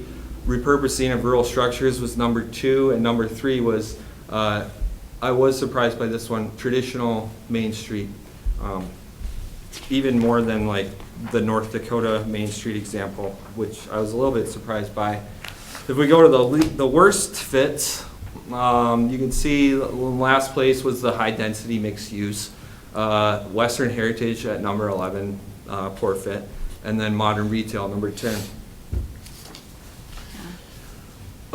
This one on the left in the blue, or it looks like purple here, versus the green. So on the left we have how do people get around, and then on the right is how would you prefer to get around when visiting downtown. And so you'll see that comparing left to right, on the right side, personal vehicle goes down as preferred slightly. People still want and need to drive downtown. And you'll see walking, biking, even golf carts and UTVs jump up in downtown. So you're seeing that want and need for multimodal infrastructure connecting to downtown.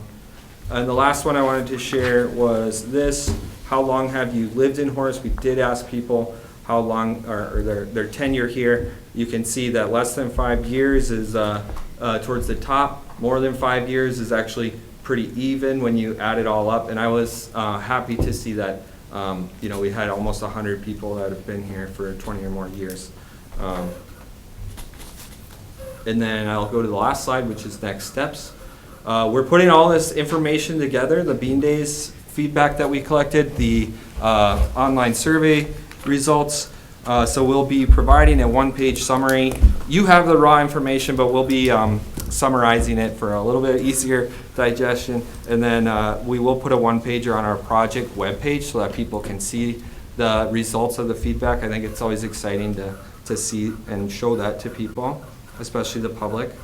We're working on wrapping up existing conditions, and we're moving full steam ahead with stakeholder meetings, for example, with property owners in downtown vicinity, emergency services like the fire department here. There's several, and Jace has a good list going. So I think with that, yeah, we'll be providing, and I forget how many updates we've scoped here. We've got, I think it's at least 4 of these. 3 of these, and then a final presentation next year. So we're going to keep you up to date on sort of where we're at in the process, what we're hearing from people, so that you have all the information at the end of this plan to make the best recommendations and decisions around approval or adoption. So with that, I think we can take any questions, and any tough ones I'll pass over to Jace. Well, I just want to say it has been really fun kind of being in on these meetings.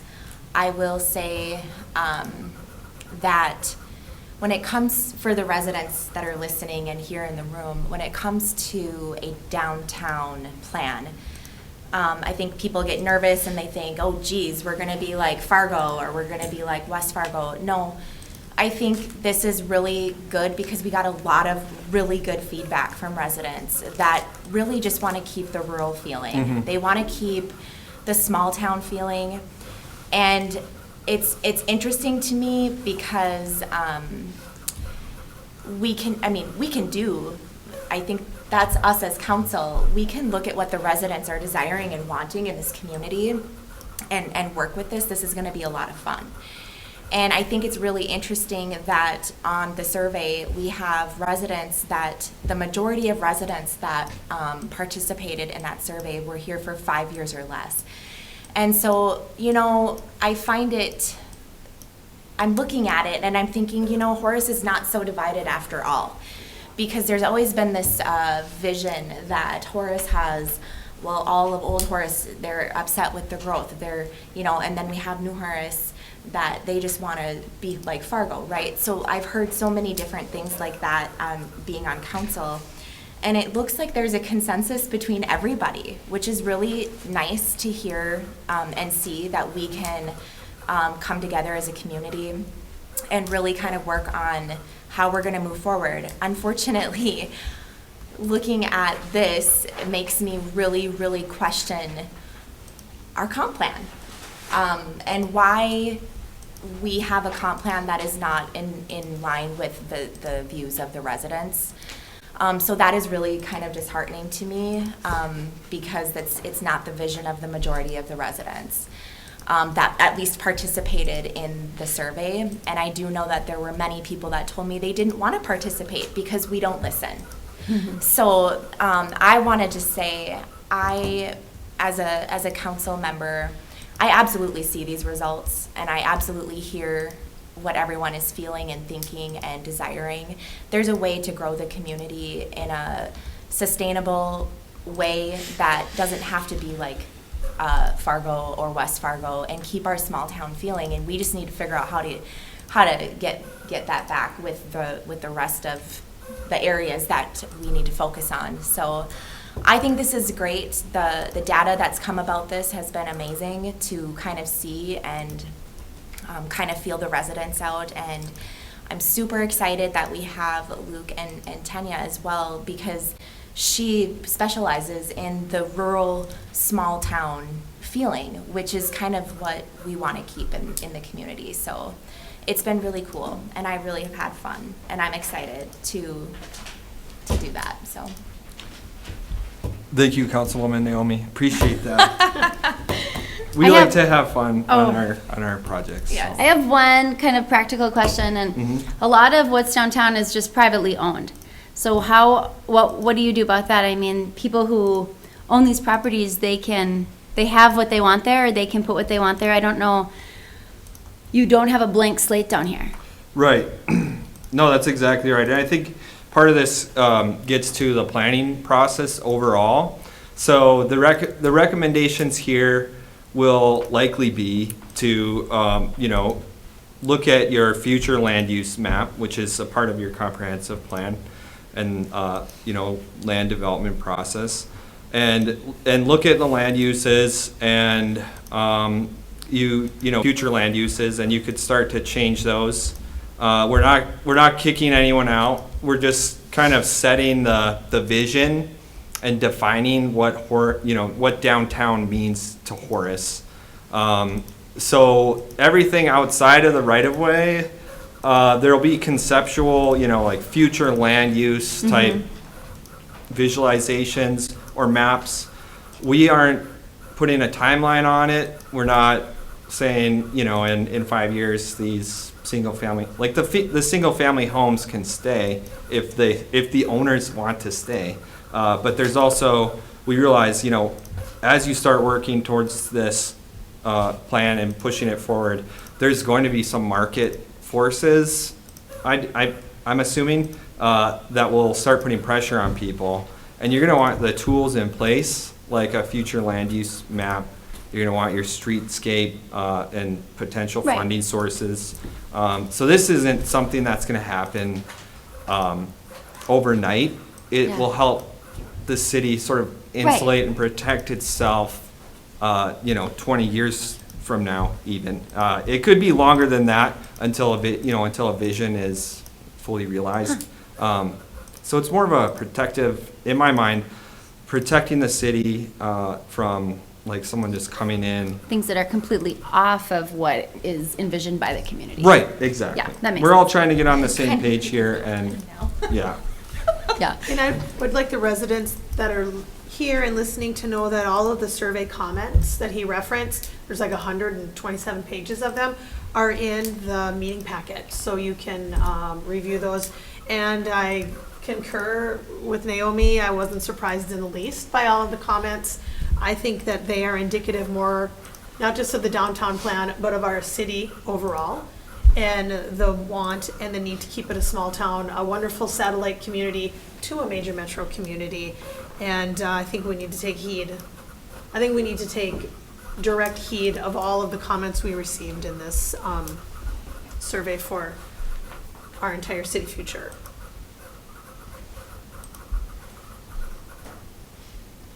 Sarah, any thoughts?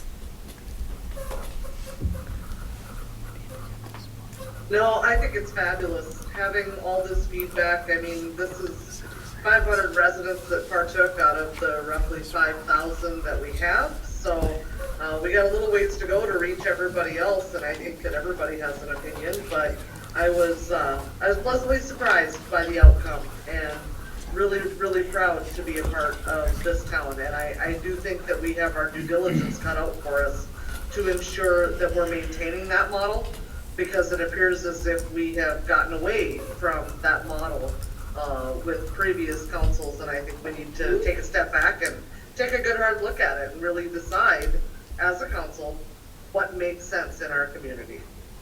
And you know, Sarah, to your point about engagement, I think it is important to note we have more engagement that's going to be coming with the community. So there's going to be a lot more opportunity for residents to get involved and speak up and at least have their voices heard, because you are the community. You guys are the community.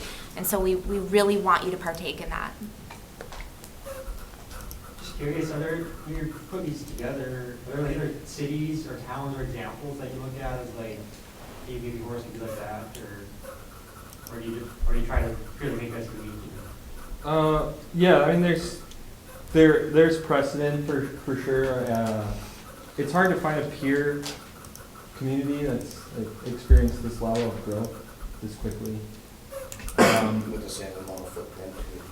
Right. You kind of go down a rabbit hole in that regard. But I mean, we did have people make reference to, because we had an image regarding the elevator sort of reuse of those types of structures, and people were talking about examples in Colorado and various other states. So We are exploring some local examples of those types of projects, and there's a couple.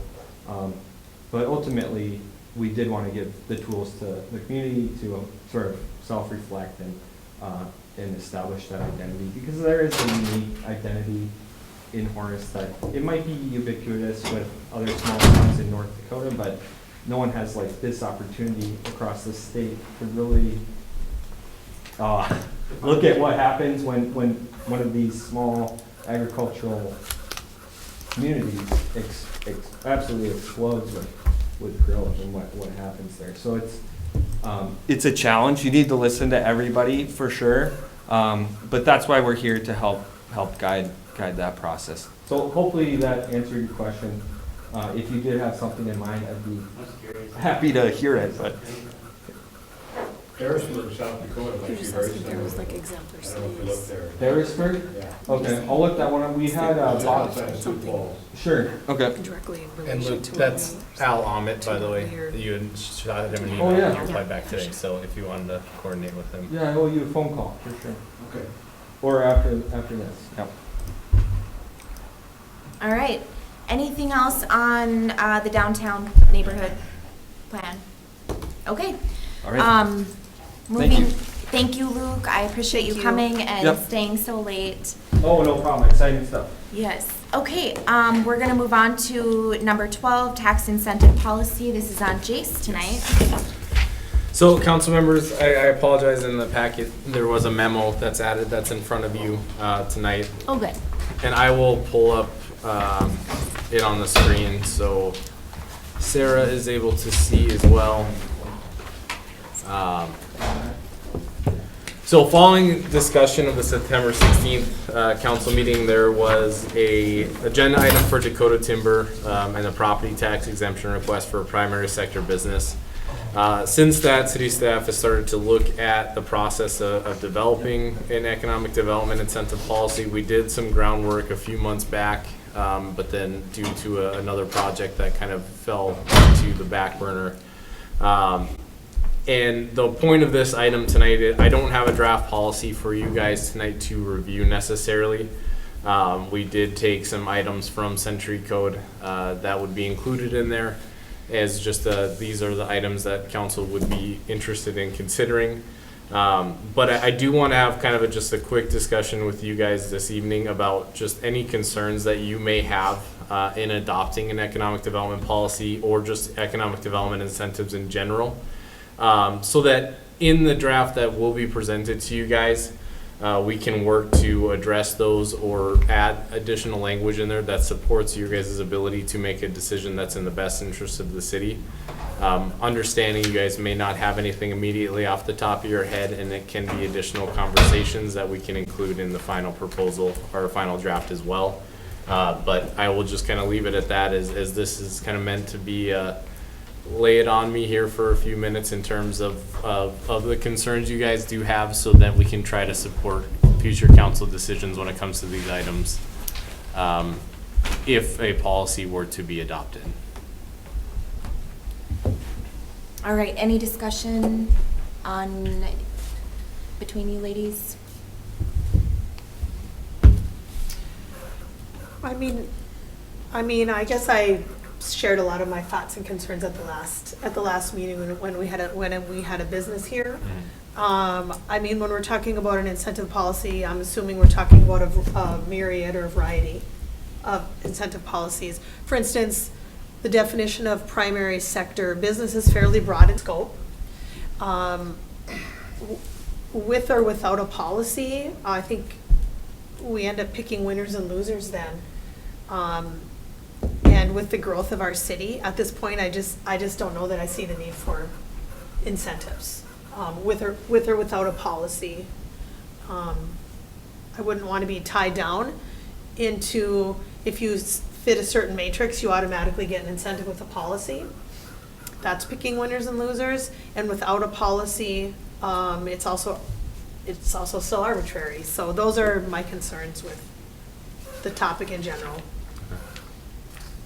I personally, and I've told Jace this too, but just so you guys are aware, I don't want to be tied down to anything in particular. I want to be able to make those decisions on a case by case, looking at, of course, seeing if there is a policy, if there's some kind of criteria, just to say, yes, they have hit certain markers that we would want to ensure that they have, but at least having some kind of verbiage in there saying, but that does not mean that you absolutely are getting an incentive, because it is up to the council ultimately, is what I would feel would be necessary. Yeah. I agree with them that I do think that we can't be locked in with a really stringent policy on this because each company is so different from the next. But I am overall a fan of these type of incentives that bring businesses to Horace, because I do think that it really does take a huge burden off of the residents in paying all the taxes by having more commercial property tax and sales tax in town. I do think that's super important. It does bring amenities. There are certain things that people want in Horace, and bringing those types of things. We've already a million times talked about the people want a grocery store or maybe a place to work out, and making it feasible. And I don't know, encouraging, I am a fan of these type of incentives for businesses to come to Horace, because I really do think that it is good for residents to not only have the amenities, but also to have less tax burden. All right, Sarah? Oh, sorry. Oh. I'll hear Sarah first and then I'll. Yeah, I'll jump in on this one. I wholeheartedly am a proponent of guidelines and consistency. And I believe that there's enough variation in the different types of business that we currently have versus the types of business that may be interested in coming, that we do need to look at having some guidelines to follow. I too am of the mind that we need to look at each case individually, because no two businesses are alike. You know, we talked about some examples. A grocery store is very different than the Dakota Timber lumber business that was brought to us at the last meeting, right? And I too shared some thoughts about that. And I will say, we want some commercial growth in our town. We want these nice amenities for our residents. How convenient is it for our children to be able to go down to Dairy Queen and get an ice cream cone in the middle of the summer? That was a huge thing.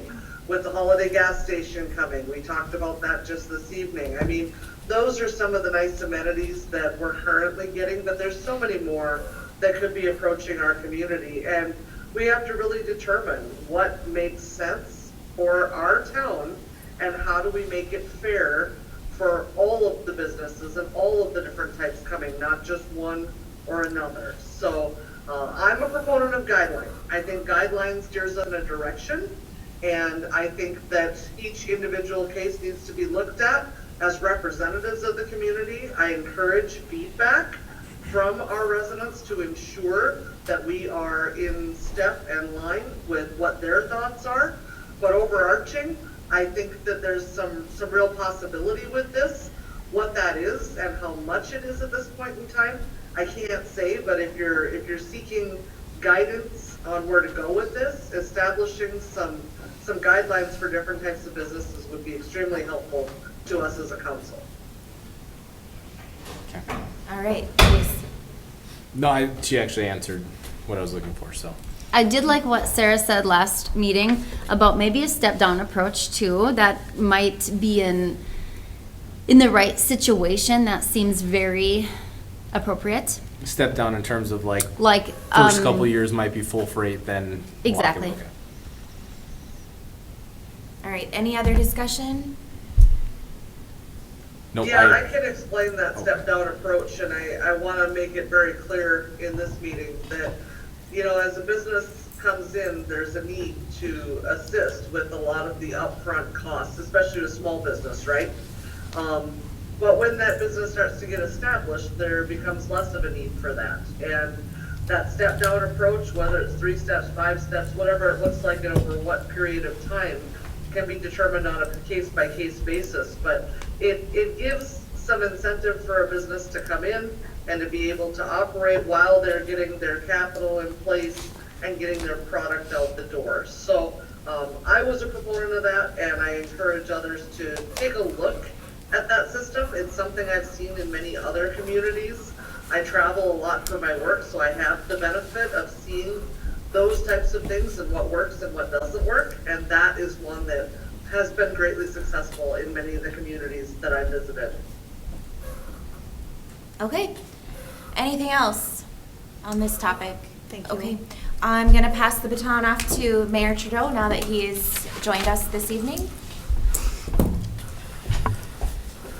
Okay, so this was just for discussion? Yeah, no, I appreciate you guys, the feedback. We have kind of a body of the draft started, but these are definitely items that I wanted to hear from you guys on how we can support future decisions you guys have to make. I mean, those are big decisions you have to make, so anything we can do to provide some guidance and guardrails and give you guys the best information, that's what we want to do. So.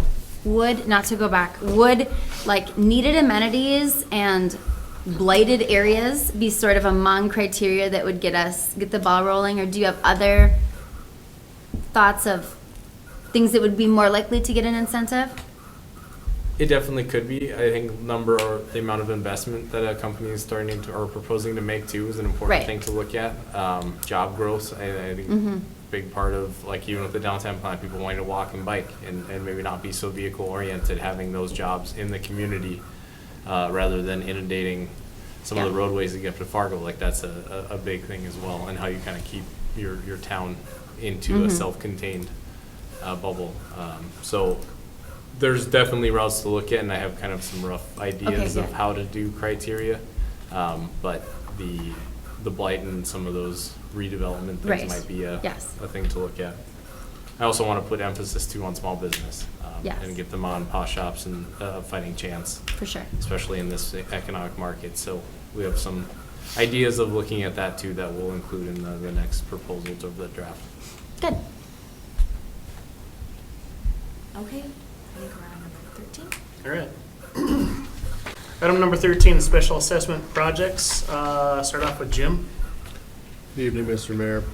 Currently, there are 7 projects that are being special assessed: lift station SA 13, sanitary sewer lift station SA 14, Lost River 7th edition, Southdale Farms 4th edition, Southdale Farms 5th edition, Maple Lake Estates 2nd phase, and the Visto pavement, concrete pavement. Special Assessment Commission has met over these projects. Special Assessment has had their objection hearing for those projects, and the City Council's objection hearing for those projects is Thursday evening. So you will receive in your email tomorrow, I'm hoping, a summary sheet that kind of gives an overview of what the projects were and the methodology that was used for those. I didn't want to inundate you with thinking it was for tonight's meeting when it's actually Thursday's meeting, so it'll be coming tomorrow for that. So do you have any questions on those 7 projects? I just was going to kind of give you an idea of which ones were coming and where we were at with that. Okay, were we going to hear from anybody from the Special Assessment Commission on this tonight? I'm here if you will. Yeah, you want to give us a little Do you have, rundown? some comments, or? I tell you what I'll do. Martin is really the brains of the outfit, as far as I'm concerned. But we discussed how we would like to get together with the council and discuss the whole special assessment policy business. But we had 2 or 3 areas in particular that kind of stood out to us. One was, I believe it was the mobile home park, the Horseshoe Bend. Horseshoe Bend, yeah, lift station SA 13. One of the things that we did with that, and I believe it was Brad's proposal, was to try to take some of the bite out for the septic system operators. My concern was that, and Jim answered the question right off the top of his head about the number of other developments that are out there that are dealing with septic systems. My concern was that if we're gonna help cut them a break someplace along the line, cut these folks a break, then we are kind of establishing a policy. And that's our precedent, rather. You do the policy. So that's something that I think that the council needs to address and needs to consider. We talked also about mixed use, and it was ironic that in the proposal you had today from the downtown survey, that was something that the public was least interested in. And we had some concerns about mixed use from representing the people who live in those developments and near those developments. You know, there's a hell of a lot of difference between in traffic from a yarn store to a deli. And the assessment process should not be equal from my perspective. And again, I don't want to speak for the whole committee on this, but it just shouldn't be. Those that generate the most traffic, it seems to me, are the ones that should pay more. But so that's something for your consideration if you want to do anything with that. And the other one, the biggest one for us was Lost River. There were, and I don't have my notes, and my granddaughter just got married this weekend, so I haven't had any time to do any digging. But there were 3 folks that got up and discussed with us. Jim, what development was that, Lost River? Seventh.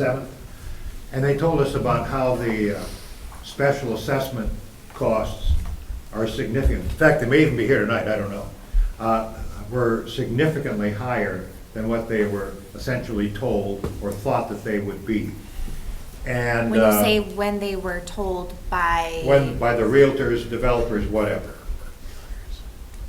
And as far as I am concerned, and I believe the rest of the members of our commission or committee feel pretty much the same way, that this is a blueprint case for making developers upfront the specials, period.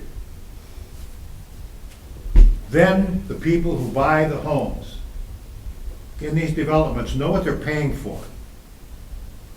And I want to remind you again, for those of you who don't know, the Special Assessment Commission, I believe it was a year ago, passed a resolution requiring developers to upfront special assessments. It's never been heard before the council.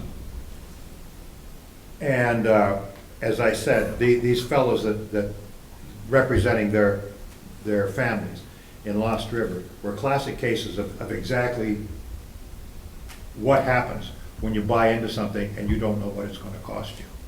And in some cases, these special assessments were really significant. There was one other Lost River case, and Jim, if you'd help me with this, well, there are actually 2. Some of the folks asked about assessing based on front footage and area. Wasn't it 3 different types, wasn't it, Jim? Area, front footage, and then the modified front foot. So the one that Al's talking about was a cul-de-sac lot with a very small frontage and a really large lot. That was one, and the other one is one where the original estimates years ago were this amount. Project gets built, project gets permanently bonded, and it's this amount. And his question was basically just, it should be equal regardless of where the lot is in the development. It should be up to the developer or the builder or somebody who's selling the lot to put the premium on the lot. Is that the one you were going down? Yeah. So every lot should be X amount, and then the premium comes on top of that through the developer. And that wasn't the way that we've done any of these before as far as size of lots or whatever. But that was the one thing that he had brought up was make the seller of the land be the one to get the premium for these lots. And Jim and Nick went through I think it was 2 or 3 different types of assessments, looking at, what could possibly be done. And we stayed with the modified. Is that? Yeah, it actually worked out better. So yeah.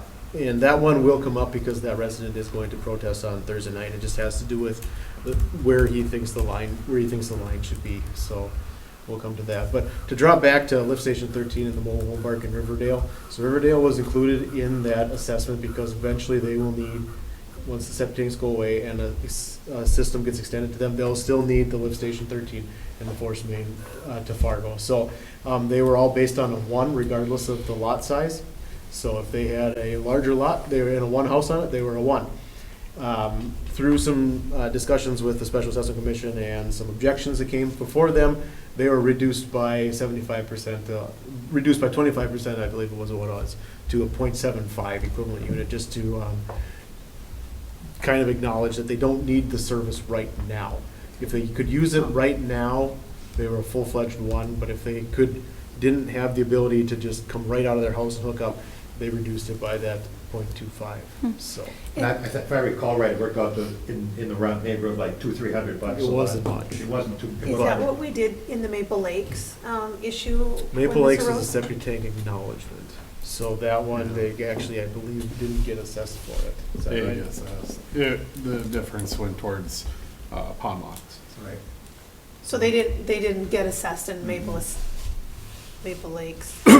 The amount that they would have been assessed Mhm. was allocated towards the pond lots within Maple Lakes. And that's the cost that the city has, or takes on. But then if they tap in. If they tap in, then they would likely have a higher tap fee. Just to be clear, is modified where you maybe take like front footage, or for a cul-de-sac light, maybe an average of front and back footage. Is there ever a time where you do front footage for half of the amount and then per house for half, or like, no? What is modified? So modified just means you add the front and the back together, divide by 2. Oh, okay, that's what So that is. that's how we account Yeah. for those goofy shaped lots. I was overthinking that. I was thinking that was more complicated than Yeah. this. Okay. And it's, the only time you don't do it is when it's obviously a square lot. You know, it's a rectangle. 40 by 40 is Right. 40, that type of a thing. Al, I have a question for you. It might sound silly, but was there, the last time that we certified specials, there was some concerns with certain developers that had asked us to take some, and forgive me, I didn't write down the whole list that's being looked at for this, but some developers had asked that we took some of the cost off of their commercial and placed it on their residential lots. What's that? Southdale, I believe. It was third at that time. Did we have any concerns at this, since the policy's kind of done a little bit of changing, did we have any concerns like that this time around? Well, that kind of gets into the area of the mixed use that we were talking about. And that was Southdale Farms.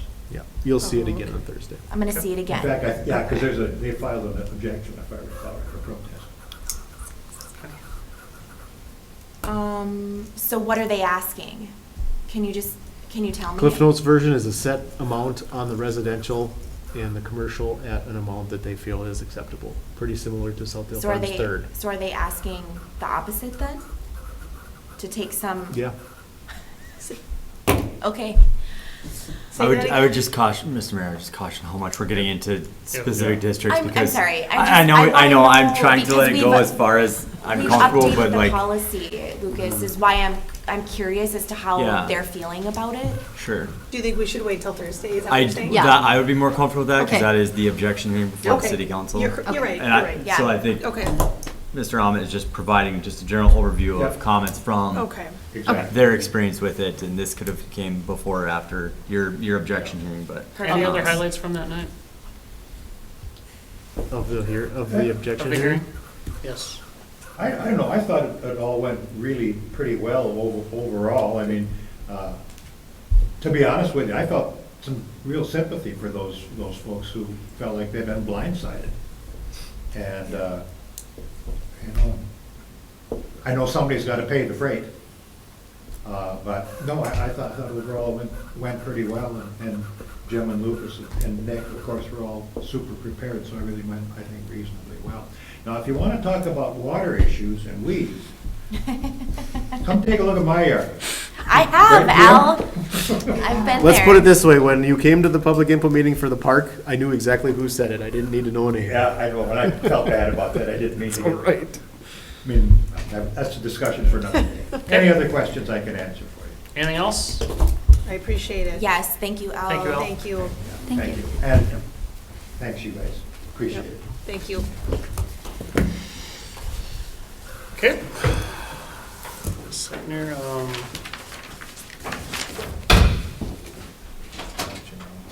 Street patching, 14.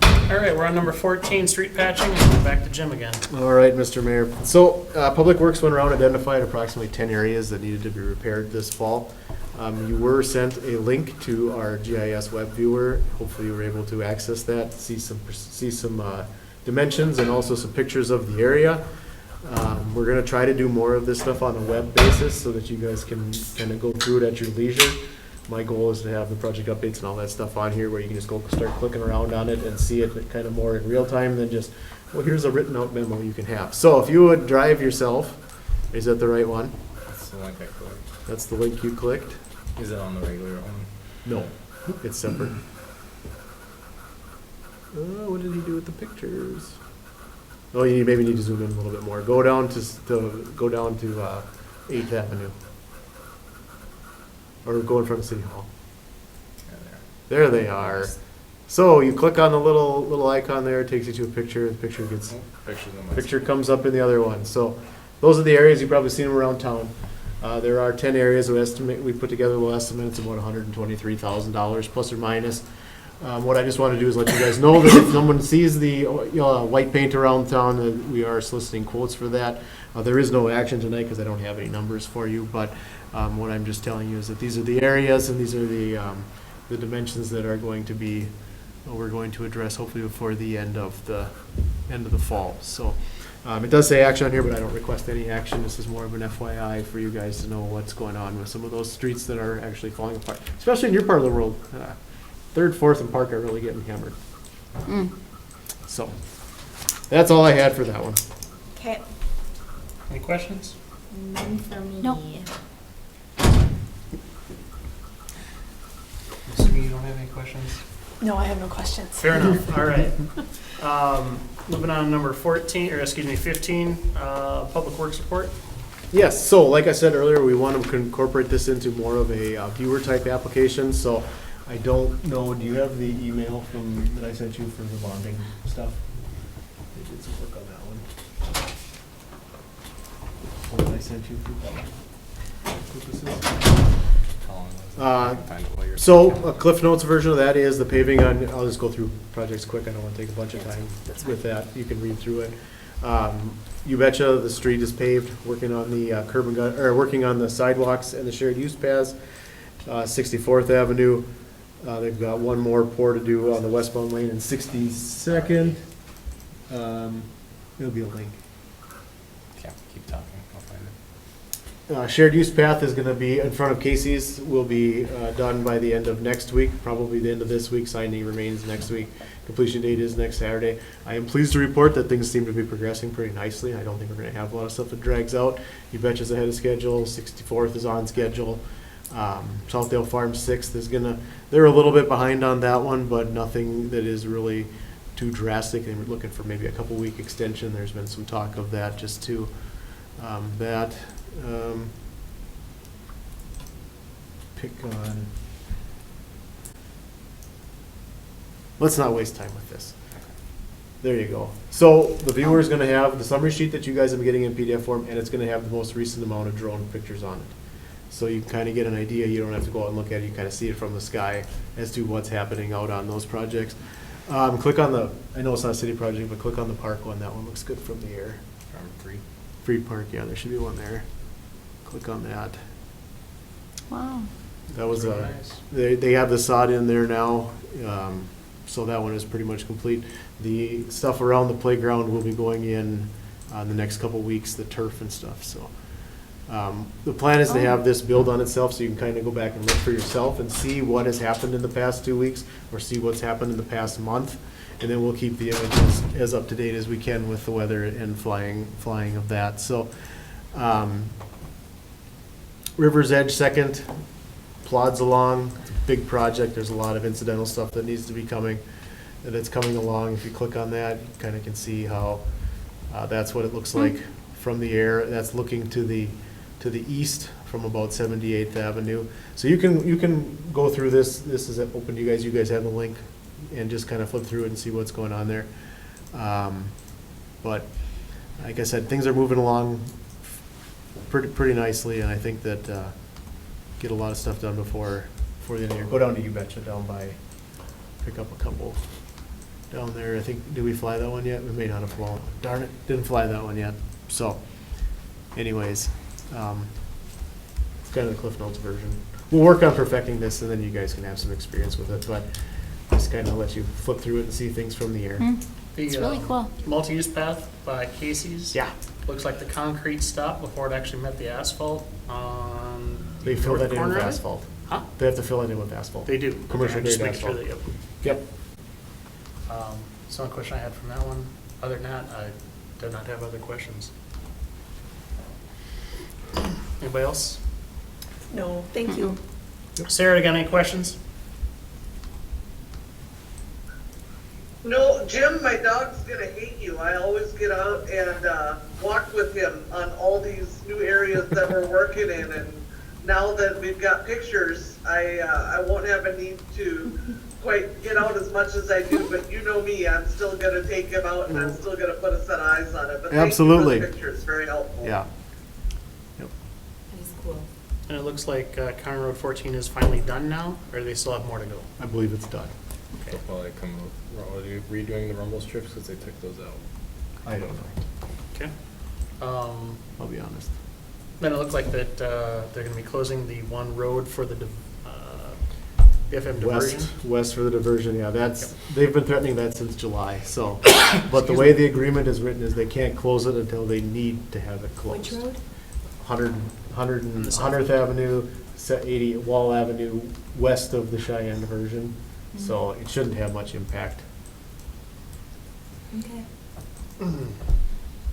All right. Anything else? Okay. Brenton, city administrator report. Okay, we'll start with the tree program items that we pulled from consent here. Pull it up. Oh, sorry, we took the tree program out of the agenda. Unless we think we're getting too late into the evening. We've tabled this table it. one quite a few different I know. times, so Yeah. I would really I know, but encourage it's if we just, could knock it out. it's 8:30 already, Yep. but still have an executive session. Yeah. that's what I was going for. I'll try to run through it pretty quick here, because we've talked quite a bit about it before, or we've talked about it some already before. I'll start with the tree refund policy. I did break these out in two separate memos, so you can see a little more clearly what we're talking about for each one, but really at the end of the day, what we're looking for is to be able to have a policy regarding how we handle refunds for trees. Refund for a tree is really tied to when somebody builds a new home, for example, they put a $250 tree deposit. If they go and plant a tree within a year of their certificate of occupancy issued, then they get that tree deposit, or that deposit refunded. In addition, what this would address is if somebody would have put a $250 deposit down at the time of the building permit, and it was found later that they couldn't put a tree in based on our land use ordinance in regards to boulevard trees and the guidelines for spacing and everything from like a driveway or another tree, then they'd be refunded the dollars. So that is what this is referring to, is the dynamics of how we process the refund and where we go through. So in regards to the tree refund policy, we're just looking to be able to have something in place of how we handle that. Are there any questions about the refund policy? I mean, I do have a related question, which I kind of mentioned to you.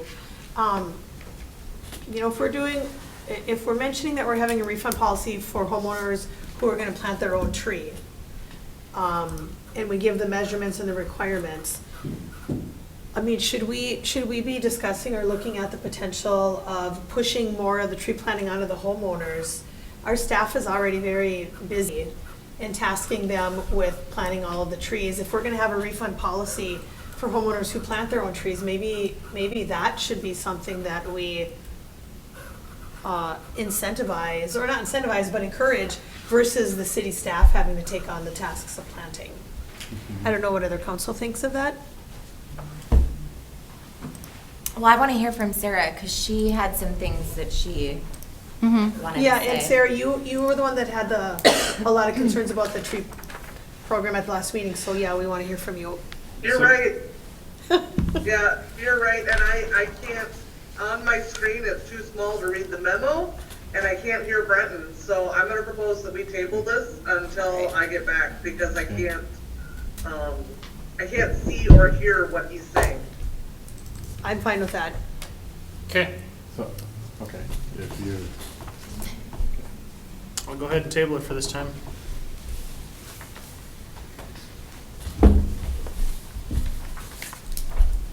okay, other items I have for council then, under update, just that we had the Northville League of Cities annual conference here a little while back. Jace, Matt, Jeff, and myself attended that. Permanent bond went to market today, so for refinancing the temp bonds that we have. Meeting space upfit is moving along. Building permit was submitted here last week, and they should be bidding out some of those items, getting pricing for Councilmember Landstrom and I. But pretty much the interior, well, the selection for like carpet, tile, things like that, we've kind of hashed through that. It's looking good, I think. We went through talking with Tricorn and Christensen Companies about technology and where to have electrical, like where to have some floor outlets and different things like that. And everything down to even the bathroom accessories or restroom accessories like toilet holders and stuff like that. So went through those different things, and then also we're looking at cell phone coverage issues. We're currently with Verizon, but there's some areas within the city that we're having some connectivity issues, so we've been looking at our different options. Do we change up providers? I'm in the works of getting a meeting set up with Verizon to talk about those issues also, connectivity, and see if they would do anything of. Have you asked your neighbors if they're having the issues? It's an issue throughout. Okay. I know Lost River is experiencing it, but we have some other areas of town there also experiencing connectivity issues. So we are looking at that and then weighing out the different options right now. Okay. So that's what I have. All right. For my reports, we did go up to the League of Cities Conference up in Grand Forks. It's actually pretty good. I enjoyed the sessions this time. We did have some private meetings, and I think they were productive as well. We had a public input meeting on, I don't even know what day it was today, Monday, last week, for a proposed development on the southwest corner of town. I think that actually went very well. There's a lot of positive input on that. We also have had a couple other meetings with some other developers most recently. And other than that, life is just busy. Life for City of Horace is just busy. So I will move on to Mrs. Veit. Ms. Veit, are you on the phone? I am, yes, I'm here. I unfortunately can't hear Brenton very well this evening, but I had an opportunity to get through our entire packet, which was wonderful. I appreciated Jim's comments that the majority of the projects are on time. I know that we've got some weather coming up. Seasons are changing, obviously. Anything we can do to try to push those past the finish line before the weather changes is going to be extremely instrumental. And I too shared your sentiment on the walking path. I haven't been there. I've been out of town this last week. But I did see pictures, and I have talked to several neighbors and residents who've been able to give me some updates. I had a neighbor drive up 64th, give me an update up there. looked like things were going really good. I'm pleased to hear of the progress that's being made on the Uvetcha Drive situation. I do need to get out to Don Dabbert's development and take a look at that at River's Edge. I want to see how that's going. But other than that, everything seems to be clicking along, and I'm looking forward to getting back there. The end of this week, I'll be taking a big, long drive, and then Jim, you and I will set up some time to download after my absence here this week. Sounds good. Okay, Mrs. Birkeland. Just busy like usual. Had a meeting with Jace today. I'm assuming he'll visit with you, Lucas, about my long list, or maybe he already has, of my my request for our workshops or whatever we want to call them.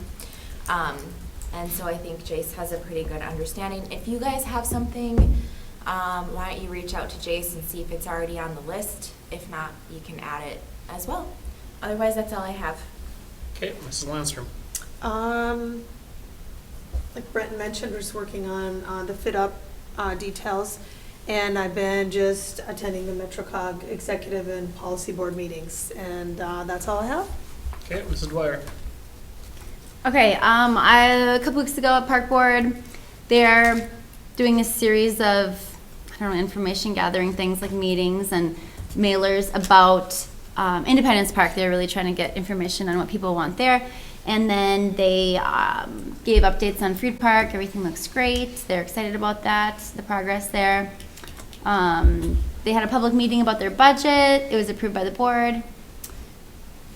Park Board is interested in sharing our new meeting space. So that would be something to discuss with them too. And then as far as special events go, we have the Halloween evening at Heritage Middle School. Now it moved to a Saturday, the 26th, because you can't get into the public schools until the evening when activities are done, and it wouldn't be quite enough time to get everything switched over. So it moved to Saturday, the 26th. And what time? So 6 p.m. Up to 6 p.m. Thank you. And I mean, Paul knows everything about it, so just ask him if you have any questions. He has all the best ideas, and He does. We're just excited to have double the space and more time to set up. Cool. Good strategic move. are we doing the hay rides? We're still trying to negotiate to get that lined up, but yes. Yeah. Cool. Yeah, that's it.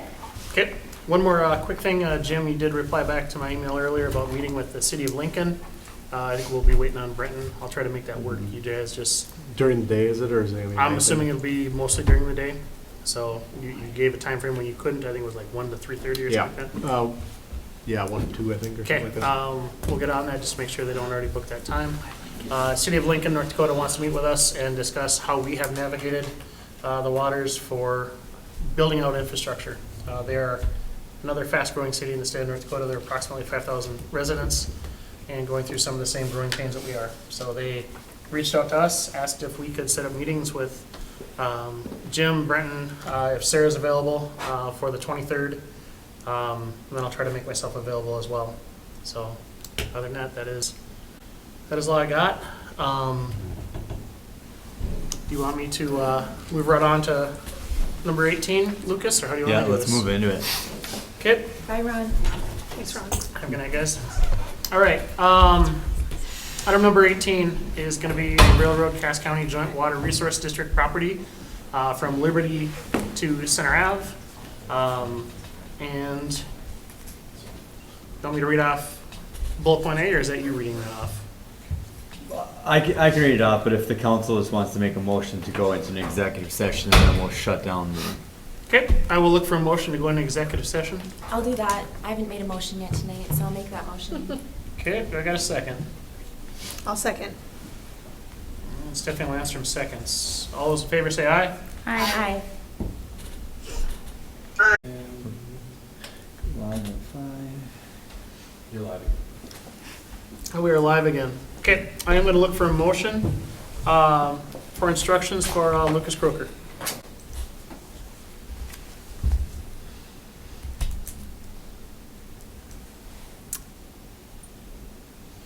I'll make a motion for Lucas Croker to engage in conversations with the Diversion Authority pertaining to the purchase of real property related to Railroad Cass County Joint Water Resource District. Okay. I got a motion. Do I got a second? I'll second. Got a motion and a second. All those in favor say aye. Aye. Aye. Okay, all those opposed? Aye. Okay. 3-1, motion carries. And with that, I will look for a motion to adjourn, correct, Lucas? Yes, sir. I'll motion to adjourn. Okay, do I got a second? Second. Yeah, Rick, 1 second. All those in favor say aye. Aye. Aye. Aye. All right, we are adjourned. Thank you.